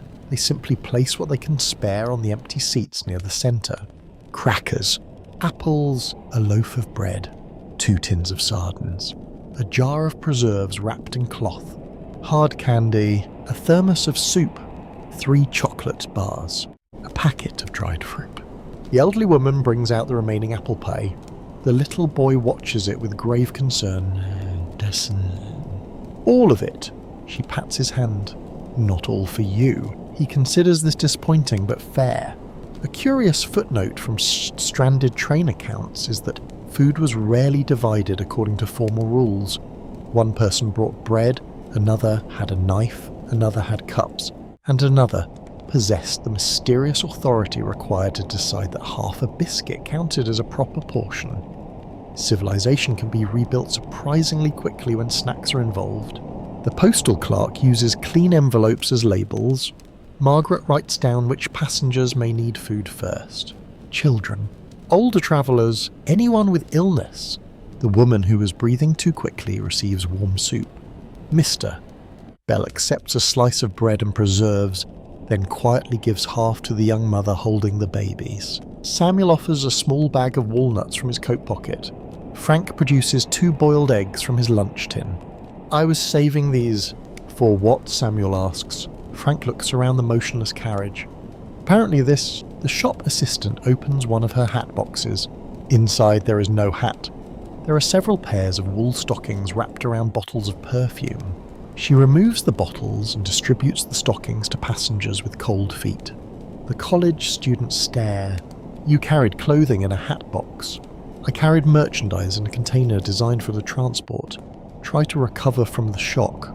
They accept 2 pairs gratefully. Scholars continue to argue over whether cooperation in emergencies arises from social duty, self-preservation, or simple imitation. Perhaps people help because kindness is moral. Perhaps they help because survival improves when burdens are shared. Or perhaps one generous act makes the next person ashamed to remain seated. Whatever the cause, compassion moves through the carriage faster than fear did. You help Frank seal another draft with folded cloth. The cold enters through every small weakness. At the rear window, ice has formed inside the frame. You press a scarf along the sill while the postal clerk secures it with luggage straps. The old carriage begins to look patched and uneven. It also begins to feel safer. The conductor moves between the cars, coordinating supplies. Each time that the connecting door opens, you hear voices from other passengers doing the same. Blankets pass forward. Food moves back. A lantern is brought from the rear. The train becomes one long chain of small decisions. A woman begins singing quietly to calm her baby. She does not perform for the carriage. She sings only for the child, a low tune carried close to the blanket. Another mother joins with a soft harmony. Samuel does not reach for his violin. He simply listens. The storm continues striking the walls, yet inside, people are eating, binding wounds, warming hands, and making room. The businessman who complained about his appointment removes his expensive wool coat and places it around Mr. Bell's shoulders. He does it without comment. "Mister?" Bell looks surprised. "You will be cold. I have another jacket beneath it." The businessman returns to his seat and stares at the floor as though hoping no one noticed his decency. You notice. Everyone does. The little boy receives a narrow slice of pie and carries it carefully to the brakeman. "You walked through the snow," he says. The brakeman accepts it. "I did. Was it frightening?" The young man glances toward the black window. "Yes." The boy seems relieved by the honesty. He climbs back beside his mother. Outside, no rescue light appears. No engine whistle answers through the storm. Still, the carriage no longer feels abandoned. You sit among strangers who are becoming responsible for one another, while snow covers the tracks and the night grows colder beyond the glass. The carriage grows quieter as the night deepens. Conversations soften into murmurs. Heads rest against folded coats. Hats cover closed eyes. The lamps remain bright, but their yellow glow seems gentler now, blurred by fatigue and the steady drift of steam along the ceiling. Sleep does not come easily. The train is still, yet the storm keeps moving around it. Wind pushes against the walls in long waves, making the windows tremble inside their frames. Snow scratches across the roof with a dry whisper, then gathers against the glass until the lower panes become white. You try to settle into your seat. Your shoulders sink into the worn upholstery. Your hands rest in your lap. The air carries the fading scent of apple, coffee, wet wool, and coal heat. Then the little boy begins to cry. He tries to hide it at first. His face is turned toward the window, and his breathing comes in quick, uneven pulls. His mother holds the baby beneath one arm and reaches for him with the other, but he twists away. "I am not crying," he says. Nobody challenges this brave announcement. His father moves closer. "What is it?" The boy shakes his head. Another gust hits the carriage. The wall creaks. He flinches and presses both hands over his ears. The baby wakes and begins crying as well. Their mother looks from one child to the other, exhaustion settling across her face. You rise and step into the aisle. The boy watches you carefully. You crouch beside the seat so that your face is level with his. The storm is loud. You say. He nods without uncovering his ears. It is trying to scare the train. His eyes widen. You glance toward the wall as another gust passes. But the train is heavier. The boy looks down at the floor. How heavy? Heavy enough to make the storm waste its breath. His hands lower slightly. Records confirm that passenger cars of this period were built with strong steel frames designed to withstand vibration, weather, and the repeated strain of long service. The walls might groan and the windows might shake, but the structure around you is far more solid than it sounds. You place one palm against the floor. Feel that? The boy hesitates, then leans down and copies you. Beneath the stillness, a faint vibration travels through the carriage from the engine. The locomotive remains alive, holding heat and pressure against the cold. It is still working, you tell him. He keeps his hand there. The vibration is small, but steady. His father watches in silence. The mother shifts the baby against her shoulders and whispers her thanks. The boy looks toward the frosted glass. What if the snow covers us? It may cover the wheels. What if it covers the roof? Then the train will wear a white hat. He almost smiles. A curious footnote from railway families is that children sometimes gave names to engines, carriages, and station clocks, especially on routes they travelled often. A machine with a name felt less frightening and more like a very large relative who happened to breathe smoke and ignore table manners. You ask the boy whether this train should have a name. He studies the ceiling. Thomas, his father raises an eyebrow. Why Thomas? It sounds strong. You nod seriously. Then Thomas is holding us safely. The boy turns toward the window. The storm hits again. This time he does not cover his ears. Samuel opens his violin case but leaves the instrument inside. He takes out the bow and holds it upright like a conductor's baton. Perhaps Thomas needs a marching rhythm, he says. He taps the wooden handle lightly against the edge of the case. Tas, tap, tap. Frank joins by drumming 2 fingers against his lunch tin. Tap, tap, tap. The soldiers add a soft beat against their knees. Margaret snaps her fingers gently. Soon a quiet rhythm moves through the carriage. Not loud enough to wake those who are sleeping, just strong enough to give the night a pattern. The boy listens. His breathing begins to match the beat. You count slowly. 1 for the engine. Tap. 1 for the wheels. Tap. 1 for the people waiting together. Tap. The child leans against his father's side. His mother rocks the baby in time. Scholars remain divided over the best ways adults comforted frightened children during wartime and the difficult years that followed. Some families encourage silence and bravery. Others use stories, songs, prayer, or gentle explanation. No single method worked for every child, because fear does not follow rules as neatly as adults would prefer. Here, the answer becomes rhythm. The carriage creates it together. Samuel varies the pattern, adding a soft double tap. Frank follows. The postal clerk taps the wooden armrest. Mr. Bell moves the handle of his cane gently against the floor. The sound resembles distant wheels.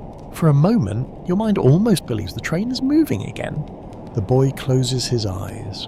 His father pulls a coat across his legs. You remain beside him, speaking quietly. Picture the track under the snow. He does not open his eyes.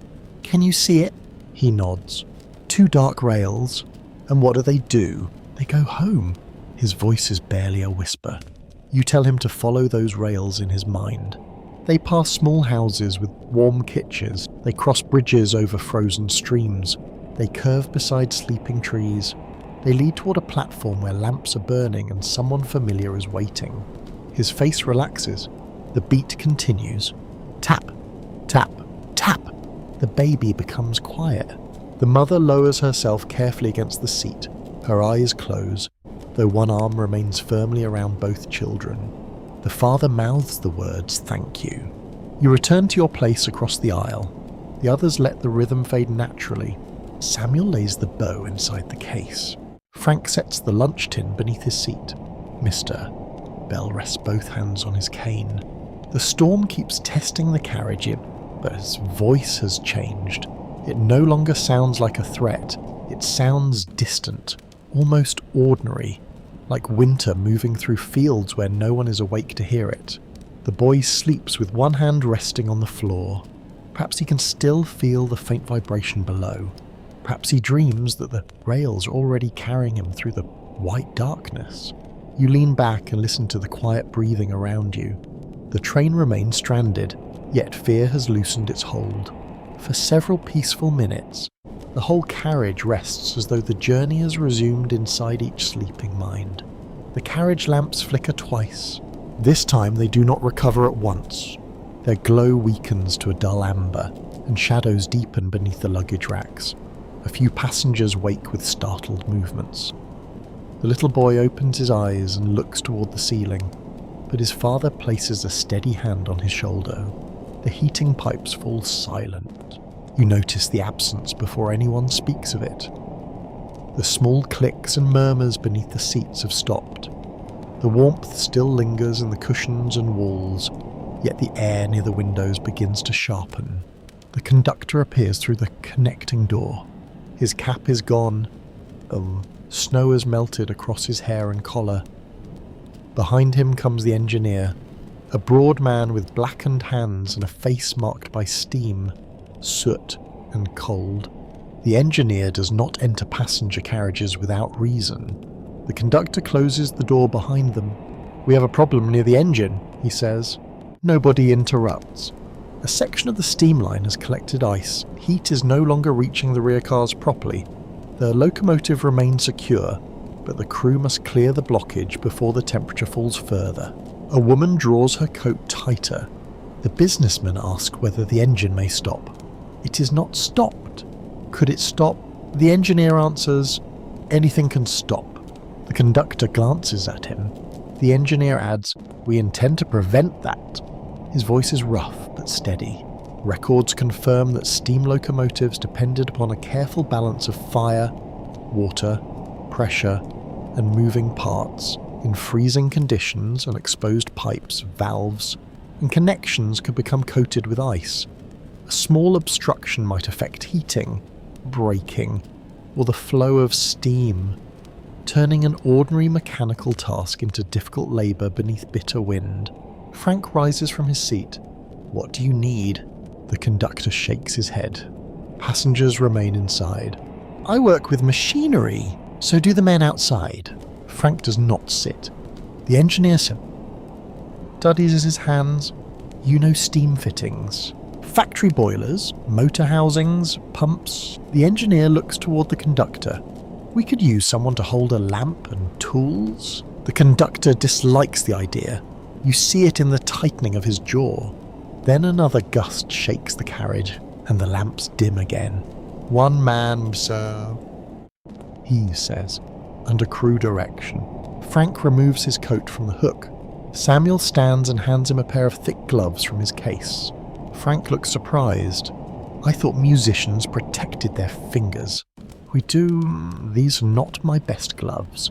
Frank smiles and pulls them on. Margaret checks his scarf and fastens it closer at the neck. The shop assistant gives him a wool cap from her merchandise box. It is too small, Frank says. It is warmer than prawn. He puts it on. A curious footnote from railway maintenance is that crews sometimes solve difficult winter problems with simple tools carried for years in the same wooden box. Wrenches, hammers, wire, rags, oil, and stubborn judgment often mattered more than impressive machinery. A train might represent modern progress, but keeping it alive could still depend on a man striking frozen metal while another man held a lantern. The conductor opens the exterior door. The cold enters with such force that several passengers gasp. Frank follows the engineer down into the snow. Their lanterns move towards the front, bending low beneath the wind. The conductor closes the door and remains beside it, listening. You return to the window. Frost covers most of the pane, but you clear a narrow circle with your sleeve.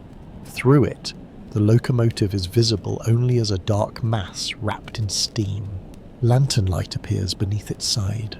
The engineer kneels near a pipe running below the cab. Frank holds the lamp close while another crewman works a wrench against a frozen joint. The metal refuses to move. Inside the carriage, the temperature continues to fall. Passengers begin sharing blankets more closely. Mister. Belle keeps the businessman's coat around his shoulders. Ruth wraps one side of her own coat over the sleeping child beside her. Margaret moves down the aisle. Keep fingers moving, she says. Do not sit against the glass. The college students help elderly travellers shift toward the warmer centre seats. The soldiers place luggage along the coldest wall to block drafts. The postal clerk gathers loose paper and pushes it into gaps near the floor. Nobody waits to be assigned. The carriage has learned how to act. Outside, the crew strikes the pipe. A dull clang reaches you through the wall. Then another. The engineer points toward the coupling between the locomotive and the first carriage. Frank crawls beneath the edge of the platform steps, disappearing briefly behind a cloud of steam. Samuel watches from the window. He should not be under there. The conductor stands close behind him. He is beside it, not under it. That distinction does not improve the view. The conductor says nothing. Scholars debate how frequent are passengers-assisted railway crews during severe winter emergencies. Official rules usually restricted access to machinery and tracks. Yet memoirs describe travellers shoveling snow, carrying coal, repairing fittings, and walking for help when trained crews were too few. Regulations were clear in comfort. Necessity had a habit of revising them. A sharp hiss erupts outside. Steam bursts upward and around the men. The conductor grips the door handle. Margaret steps closer. For several long seconds, you see nothing beyond the white cloud. Then Frank emerges, stumbling backward, but still on his feet. The engineer follows, one hand raised against the steam. The hiss weakens. Lanterns move together near the pipe. The engineer bends down again. Inside, the lamps flutter. The little boy sits upright. Is Thomas hurt? His father searches for an answer. You speak quietly. Thomas is cold. They're helping him breathe. The boy nods and looks toward the front of the train. Outside, Frank presses a metal bar against the frozen connection while the engineer works the wrench. Their bodies strain together. The fitting turns only slightly. They reset their grip. The hammer strikes 3 times. A crack sounds through the storm. Ice breaks away from the pipe and falls into the snow. Steam rushes through the cleared line. The locomotive releases a deep, powerful breath. Beneath your seat, the heating pipe gives one faint click, then another. A low vibration travels along the carriage floor. Warmth does not return immediately, but the system is alive. The lamps brighten. A quiet cheer rises through the carriage. Outside, Frank lifts one gloved hand. The engineer answers with a nod and reaches for another valve. The conductor opens the door to receive them. Both men climb aboard, covered in snow and soot. Frank's borrowed cap sits crooked above his eyebrows. One sleeve is wet to the elbow. Margaret checks him at once. Any burns? Only my dignity. The shop assistant takes back the cap. That was damaged before you wore it. Laughter spreads gently through the carriage. The engineer stands near the heating pipe and listens. A steady ticking returns beneath the seats. Heat will build slowly, he says. The conductor hands him his cap. The engineer places it on his head and moves toward the engine again, carrying the smell of coal smoke with him. You settle into your seat as warmth begins creeping upward through the floor. The train remains surrounded by snow, but its heart is beating steadily once more. Warmth returns slowly through the pipes, but the train does not move. The engine breathes with renewed strength, sending steady vibrations along the floor. Steam rises beyond the windows. The lamps remain bright. Even so, the white barrier ahead still holds the wheels in place. The conductor confers with the engineer near the front door. Their voices stay low, yet the shape of the decision becomes clear before either man announces it. The engine is ready. The track is not. The conductor turns toward the passengers. The drift must be reduced by a hand before the locomotive can make another attempt. Several people glance toward the windows. Snow covers the lower glass and presses against the carriage steps. Wind drives fresh layers across the rails almost as quickly as they can be imagined away. The crew will begin clearing around the front wheels and the track ahead. He continues.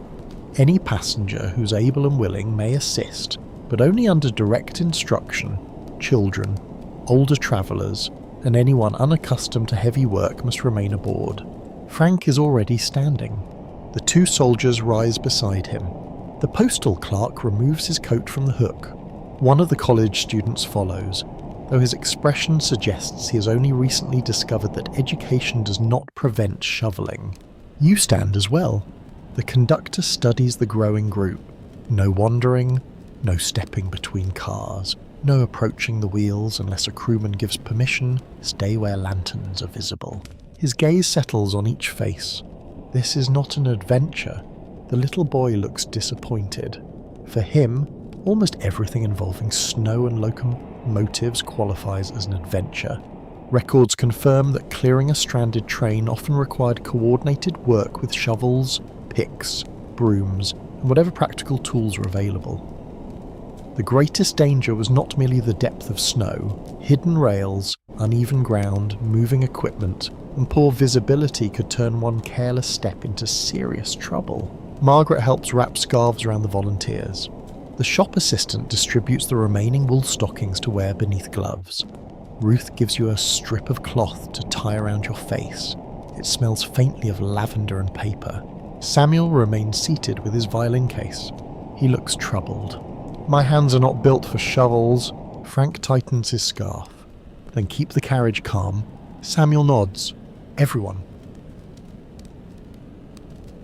has a task. The exterior door opens. Cold strikes you with astonishing force. You descend carefully, gripping the iron rail as your boots sink deep into the snow. The ground is not where you expect it to be. Wind catches your coat and pulls at your shoulders. The train towers beside you, dark and immense. Its windows shine with warm squares of light. Faces appear behind the glass, watching the small group gather below. Lanterns glow along the track. The engineer leads you toward the locomotive. Snow reaches nearly to your knees in places. Each step requires lifting your feet high and planting them firmly. The storm erases distance. A crewman 10 yards away looks like a shadow at the bottom of a well. The drift ahead rises across the rails in a broad ridge. Its surface is smooth where the wind has shaped it, but beneath that pale crust the snow is dense and heavy. The engineer points. Clear a channel beside the rails, throw the snow away from the track, not back onto it. This seems obvious until the wind returns half your first shovelful directly into your face. A curious footnote from winter labour is that snow seems weightless while falling and remarkably determined once lifted. A shovel full of packed drift can feel like wet cement wearing a festive disguise. You set the blade into the ridge. The first cut barely enters. You press harder, using your boot against the metal edge.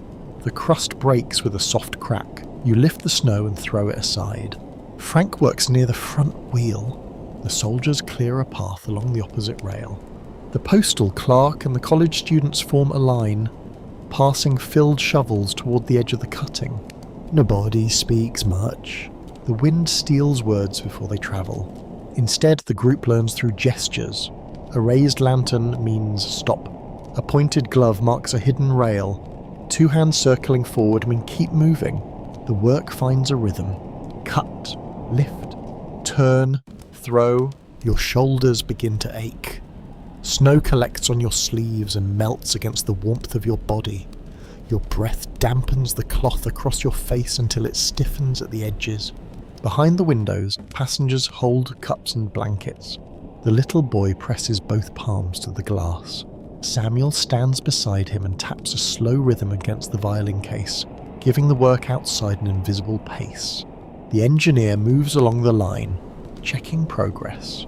Keep the inside edge clear. You scrape snow from the rail until dark steel appears beneath the lantern light. It looks strangely beautiful, a narrow black line emerging from the white earth.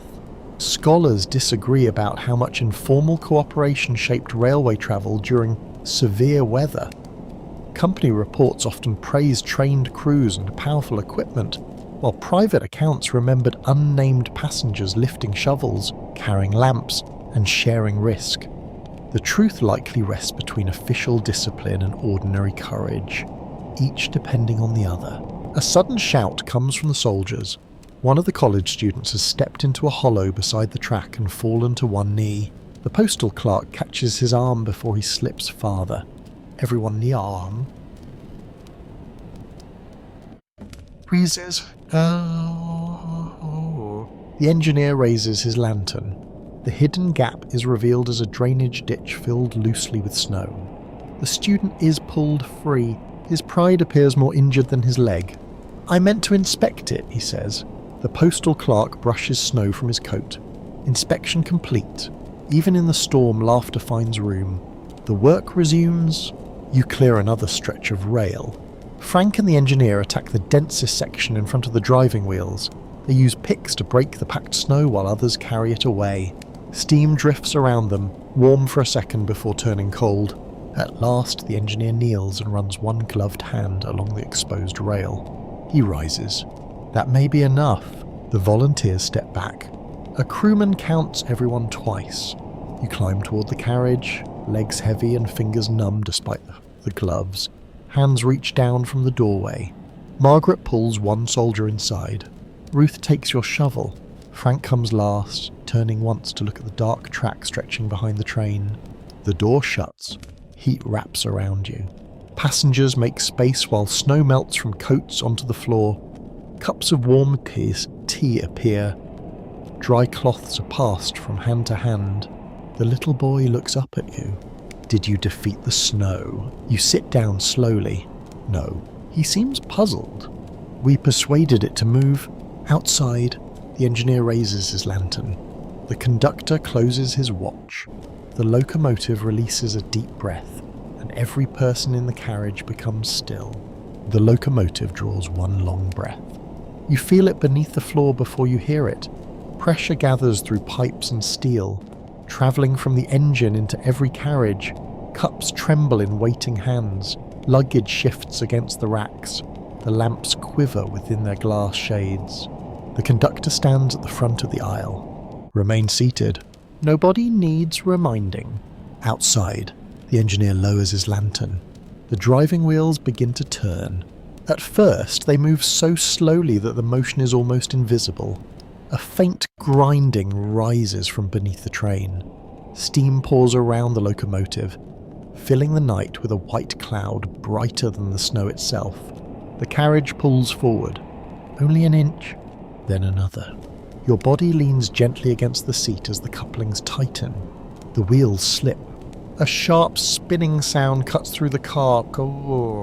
Several passengers hold their breath. The train settles back, not far, but enough for everyone to feel the loss. The engine pauses. Frank looks toward the floor. They will try again. His voice carries no doubt.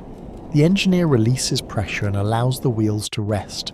Somewhere outside, a crewman moves a lantern through the steam. The red glow passes across the window and disappears. Then the locomotive pulls a second time. This effort is slower, stronger. The frame of the carriage trembles around you. Wood panels hum, metal fittings rattle. Snow scrapes beneath the steps as the train presses into the cleared channel. 1 foot, 2 feet, the wheels catch you. A deep cheer begins near the rear, but the conductor raises one hand. Not yet. The passengers quiet themselves, though smiles are already spreading. The engine pushes onward. The drift breaks against the front of the locomotive. White fragments rise into the headlamp and sweep past the windows. The exposed rails guide the wheels into firmer ground. You feel the rhythm return, not the smooth rhythm of open track. A slower beat, heavy, uneven, but real. Records confirm that steam locomotive crews often used a careful rocking method when trapped in snow. They moved forward, eased back, gathered momentum, and pressed ahead again. The practice required judgment, because too much force could damage equipment, while too little might leave the train deeper in the drift. The train advances another yard, then another. Passengers begin counting quietly. 1, 2, 3. Nobody agrees on what is being counted. Wheel turns, seconds, or simple signs of hope. It hardly matters. The little boy kneels on the seat and looks through a clear circle in the frost. Thomas is moving. His father keeps one hand at the back of his coat. Sit carefully. He is winning. The unforgettable. No need to boast while the storm can still hear us. The boy lowers his voice immediately. Thomas is doing reasonably well. A curious footnote from railway superstition decides that praising a difficult journey too early invited fresh trouble. Crew sometimes avoided saying that the line was clear until the last carriage had passed the danger. Apparently even experienced railwaymen believed winter might become offended by confidence. The locomotive whistle sounds. One short note. A crewman ahead answers with a lantern signal. The train continues. Snow brushes the lower windows, then begins to fall away. The carriage rises slightly as the wheels reach a firmer section of track. The motion steadies. A second cheer moves through the passengers. This time the conductor does not stop it. Hands clap. Someone laughs loudly. The baby wakes and begins crying, but even that sound seems joyful now. Margaret sits beside the mother and helps settle the child. Ruth presses both palms over her face for a moment, then lowers them with wet eyes. Samuel opens his violin case. He does not play a full melody. He draws the bow across the strings once, producing a bright rising note that seems to lift with the train. Frank removes the borrowed gloves and looks at them. The fingertips are dark with soot and melted ice. Samuel takes them back. I may never wear these again. Frank nods. Then they have retired with honour. The carriage laughs. The wheels gain speed. Outside, the lanterns of the railway crew slide past one by one. Men stand beside the cleared track, shovels resting on their shoulders. Passengers wave through the windows. The workers respond with raised hands. Their faces disappear quickly into the snow. The conductor moves through the aisle, checking that every passenger is safe and every bag remains secure. The businessman stops him. Will we make the junction? The conductor considers the question. We will make whichever station the track allows. The businessman begins to ask something else, then closes his mouth. He looks toward the mister. Bell, still wrapped in his coat. The junction can wait. The old man nods. Scholars continue to disagree about whether shared danger creates lasting changes in human behaviour. Some argue that people return quickly to familiar habits once safety returns. Others believe that even brief cooperation can alter the way strangers see one another. Inside the carriage, nobody makes promises about becoming better.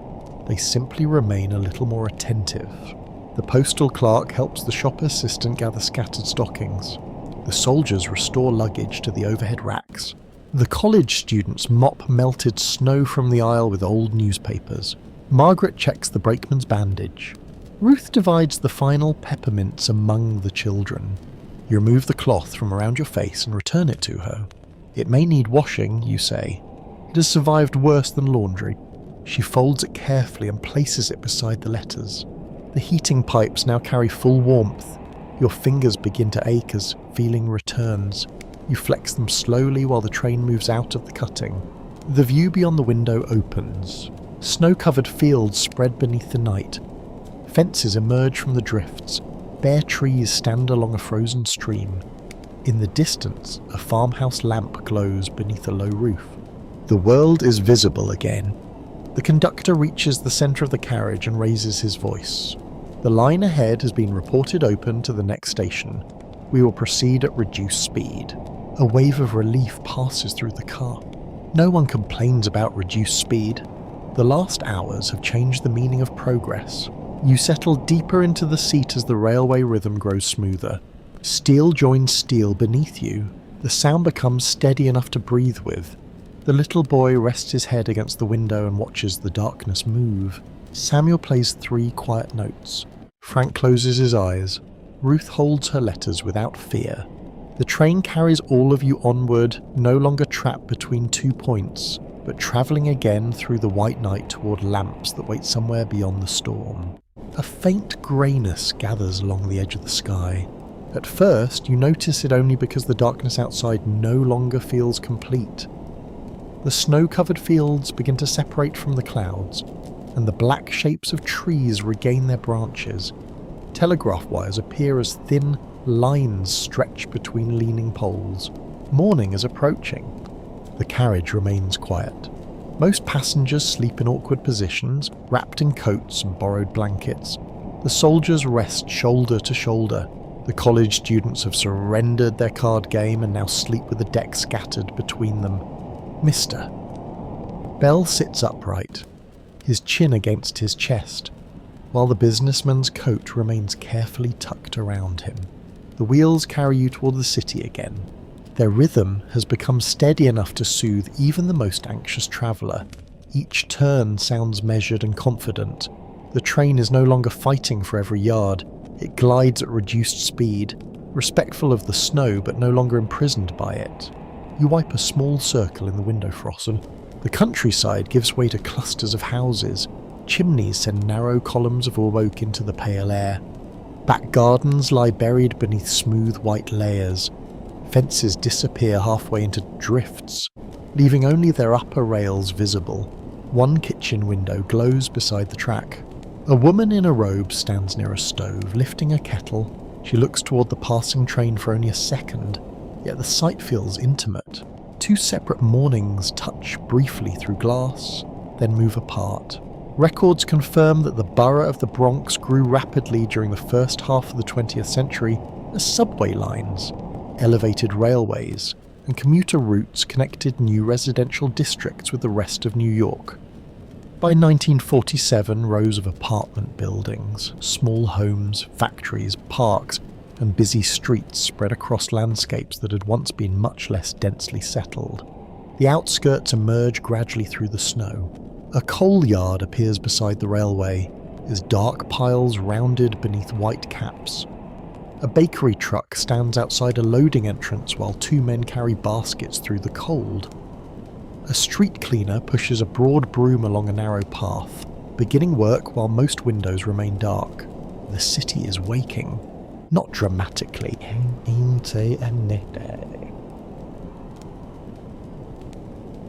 New York rarely wakes all at once. It stirs through furnaces, delivery doors, kettles, factory whistles, and footsteps descending apartment stairs somewhere.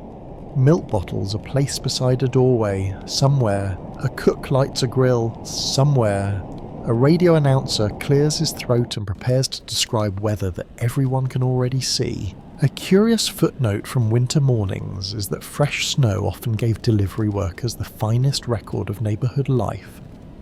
Their tracks crossed empty streets long before crowds erased them. Boot prints led to kitchens, loading docks, basement doors, and newspaper stands, creating a temporary map of who kept the city functioning while everyone else remained beneath blankets. The train passes beneath a bridge. Snow falls from its iron beams and scatters across the roof with a soft rush. Several passengers wake. Ruth opens her eyes and looks immediately toward her suitcase, then relaxes when she sees it beside her feet. Margaret stretches her hands and checks the young mother and baby across the aisle. Frank wakes with a sudden start, as though expecting to find a factory clock directly in front of him. Samuel remains asleep with one hand resting on the violin case. The little boy is already awake. He kneels at the window and watches apartment buildings appear along the track. "Is that home?" he whispers. His father looks outside. Closer, the boy nods, satisfied by progress rather than certainty. The conductor enters carrying a list of stations. His uniform is wrinkled, and a dark shadow marks his jaw still. His posture remains exact. "We will arrive at the next major stop shortly," he announces. "Passengers should confirm their luggage and prepare only when instructed. Platforms may be slippery." The words pass through the carriage like a gentle alarm clock. People begin gathering themselves. Blankets are folded. Scarves are returned. Empty cups disappear into paper bags. The shop assistant counts her remaining stockings and perfume bottles. The postal clerk helps her close the hat box. Margaret replaces every item in her medical case, including the shortened roll of bandage. "Mister." Bell wakes and discovers the coat around his shoulders. He looks toward the businessman. "You should take this. Keep it until we stop. You have been without it for hours." The businessman shrugs. "I have survived the inconvenience." His tone is light, but the old man understands what the gesture means. Scholars differ on whether New York's post-war morning symbolized confidence or strain. Some describe a city entering a period of growth, construction, and expanding opportunity. Others point to aging infrastructure, severe housing shortages, social division, and workers carrying burdens that prosperity did not distribute equally. Dawn made every building visible, including the cracks. You see both promise and weariness through the glass. Brick apartment blocks right close to the tracks. Laundry poles stand bare on rooftops. Fire escapes hold ridges of snow. In one courtyard, children are already shaping a mound into a fort while an adult waves from a window for them to come inside. They pretend not to notice. A streetcar moves along a distant avenue, sparks flashing briefly above it. Automobiles crawl through ploughed lanes. A policeman directs traffic at an intersection where snow has buried the painted lines. Factory chimneys release smoke into the brightening sky. Church towers and water tanks rise beyond the rooftops. The horizon becomes a layered arrangement of brick, steel, steam, and winter light. The train slows near a group of signals. Green lamps shine clearly now. Railway workers stand beside the line, raising gloved hands as the locomotive passes. Their faces look tired beneath their caps. One carries a shovel over his shoulder, another holds a steaming cup. The conductor watches them through the door window. His expression changes only slightly, but you see relief in it. The rescue crew has cleared the route. The city has sent a path through the storm. Samuel wakes as the brakes begin to engage. He looks around the carriage, momentarily uncertain of where he is. Then he sees Frank, the nurse, the letters in Ruth's hands, and the child at the window. Memory returns. He opens up the violin case and checks the instrument. "Still alive?" Frank asks. Samuel plucks one string. A clear note answers. "More cheerful than I am." The train rounds a final curve. A platform appears ahead beneath a long canopy. Lamps glow in the weak morning light. Figures wait in coats and hats, some holding umbrellas, others stamping their feet against the cold. You cannot distinguish faces yet. Still, every waiting person seems to carry the possibility of recognition. The locomotive whistle rises over the rooftops. Windows open in nearby building. A dog begins barking. The little boy presses his forehead to the glass. "There," his father says. The child searches the platform. The train glides closer, carrying the last darkness of the storm into a city turning silver beneath dawn. The train enters the station with a long sigh of bakes. Steel wheels grind gently against the rails. Steam rolls beneath the platform canopy, spreading around boots, luggage, and the legs of those waiting in the cold. The locomotive slows until each carriage window passes the watching faces one by one. People on the platform begin searching. Hands rise. Names are called. A woman runs beside the train for several yards, laughing as she recognizes someone behind the glass. An older man removes his hat and holds it against his chest. Two children jump in place beside a stack of suitcases, while their mother struggles to keep them from stepping too close to the edge. The final movement stops. For a moment, nobody inside the carriage stands. The stillness feels different now. It carries no fear. It is the pause at the end of a long sentence, when meaning has arrived but has not yet been spoken. Then the conductor opens the door. Cold morning air enters, clean and bright. "Mind the step," he says. The platform is icy. Passengers rise slowly. Coats are fastened, hats are straightened, bags are lifted from overhead racks. Every ordinary action seems to require more care than it did at the beginning of the journey. You retrieve your bag from beneath the seat. Across the aisle, Ruth checks the label on her suitcase and places the letters safely inside her coat. Margaret closes her medical case. Frank hands Samuel the soot-darkened gloves. "You should keep them," Samuel says. They belong to a musician. They have clearly chosen factory work. Frank laughs and tucks them into his pocket. Records confirm that railway stations in the 1940s served as major places of reunion, departure, commerce, and public life, long before air travel became common for ordinary families. Platforms carried the emotions of entire communities. A single train could deliver workers, soldiers, students, letters, medicine, and news from places beyond the horizon. The little boy steps into the aisle holding his father's hand. He looks toward you. "Thomas made it. He did. Because we helped. Because everyone helped." The child accepts this answer with a serious nod. His mother adjusts the blanket around the sleeping baby. Her face is pale from exhaustion, yet she smiles as the family joins the line near the door. Samuel kneels beside the boy. He opens the violin case and removes the small blue ribbon kept beneath the instrument. "For Thomas," he says. The child takes it carefully. "What do I do with it?" "Tie it somewhere safe. Strong trains deserve decorations." The father helps fasten the ribbon to the handle of their suitcase. A curious footnote from railway travel is that objects exchanged during unexpected journeys often became family keepsakes. A ticket stub, luggage tag, button, handkerchief, or scrap of ribbon might survive for decades inside a drawer. Its value came not from what it was, but from the night attached to it. The family reaches the open door. A woman on the platform sees them. Her hands fly to her fate. The little boy shouts and runs down the steps, forgetting every warning about ice. His father catches the back of his coat before disaster can contribute a final chapter. The waiting woman gathers him into her arms. The mother follows more slowly with the baby. Soon all of them stand together beneath the station lamp, speaking at once and laughing through tears. "Mister!" Bell moves toward the exit with the businessman's coat still around his shoulders. The businessman stops him. "Keep it, Mr. Bell turns. "I cannot take your coat. You can return it by mail." "You have not given me your address." The businessman reaches into his pocket and hands him a card. "Then now you have it." The old man studies the card. Perhaps the coat will be returned. Perhaps letters will follow. Perhaps they will never meet again. The uncertainty does not lessen the kindness.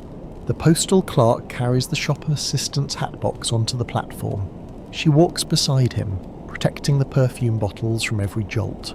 Margaret helps the injured brakeman rise. His bandaged hand rests inside his coat. "You owe me a scarf," she stares. He looks at the frozen wool wrapped around his neck. "I believe this one is retired." "Then you owe me coffee." He smiles. "That can be arranged." Scholars continue to debate whether brief encounters during crises produce lasting bonds or only powerful memories. Some strangers remain connected for years, others return to separate lives and never exchange another word. Yet even a temporary bond can matter. A person does not need to stay forever to change the shape of one difficult night. You step onto the platform. The cold rises through your shoes.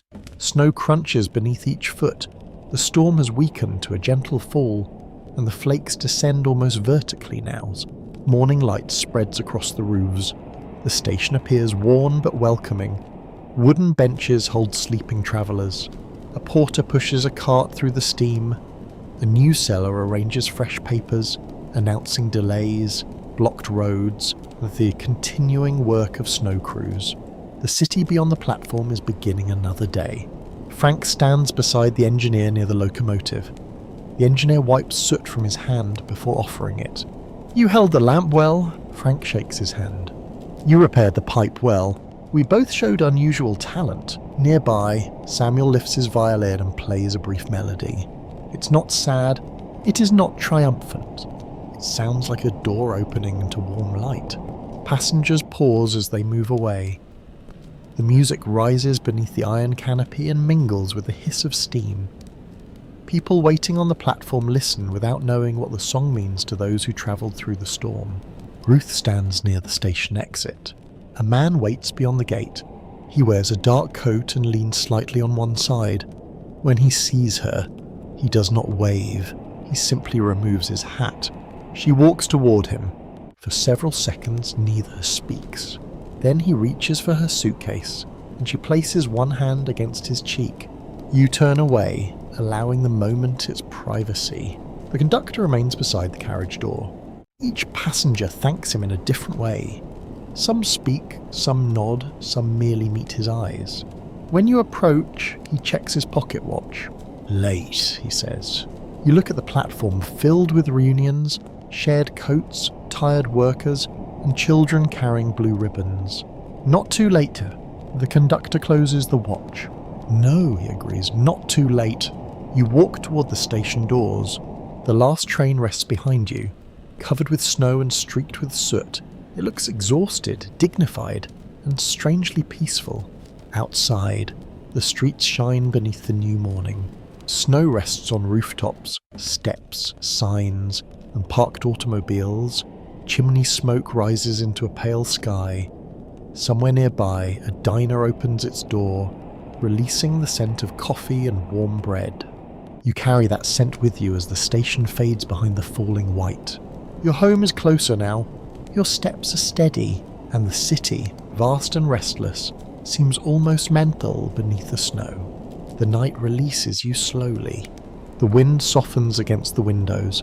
The rails grow quiet beneath the pale morning, and every lamp that guided you through darkness begins to fade beneath the calm light of dawn. You may let the passengers continue toward their homes now, carrying their letters, their coats, their music, and the memory of strangers who chose kindness when the storm asked for courage. As you rest, tell us in the comments which moment stayed with you most.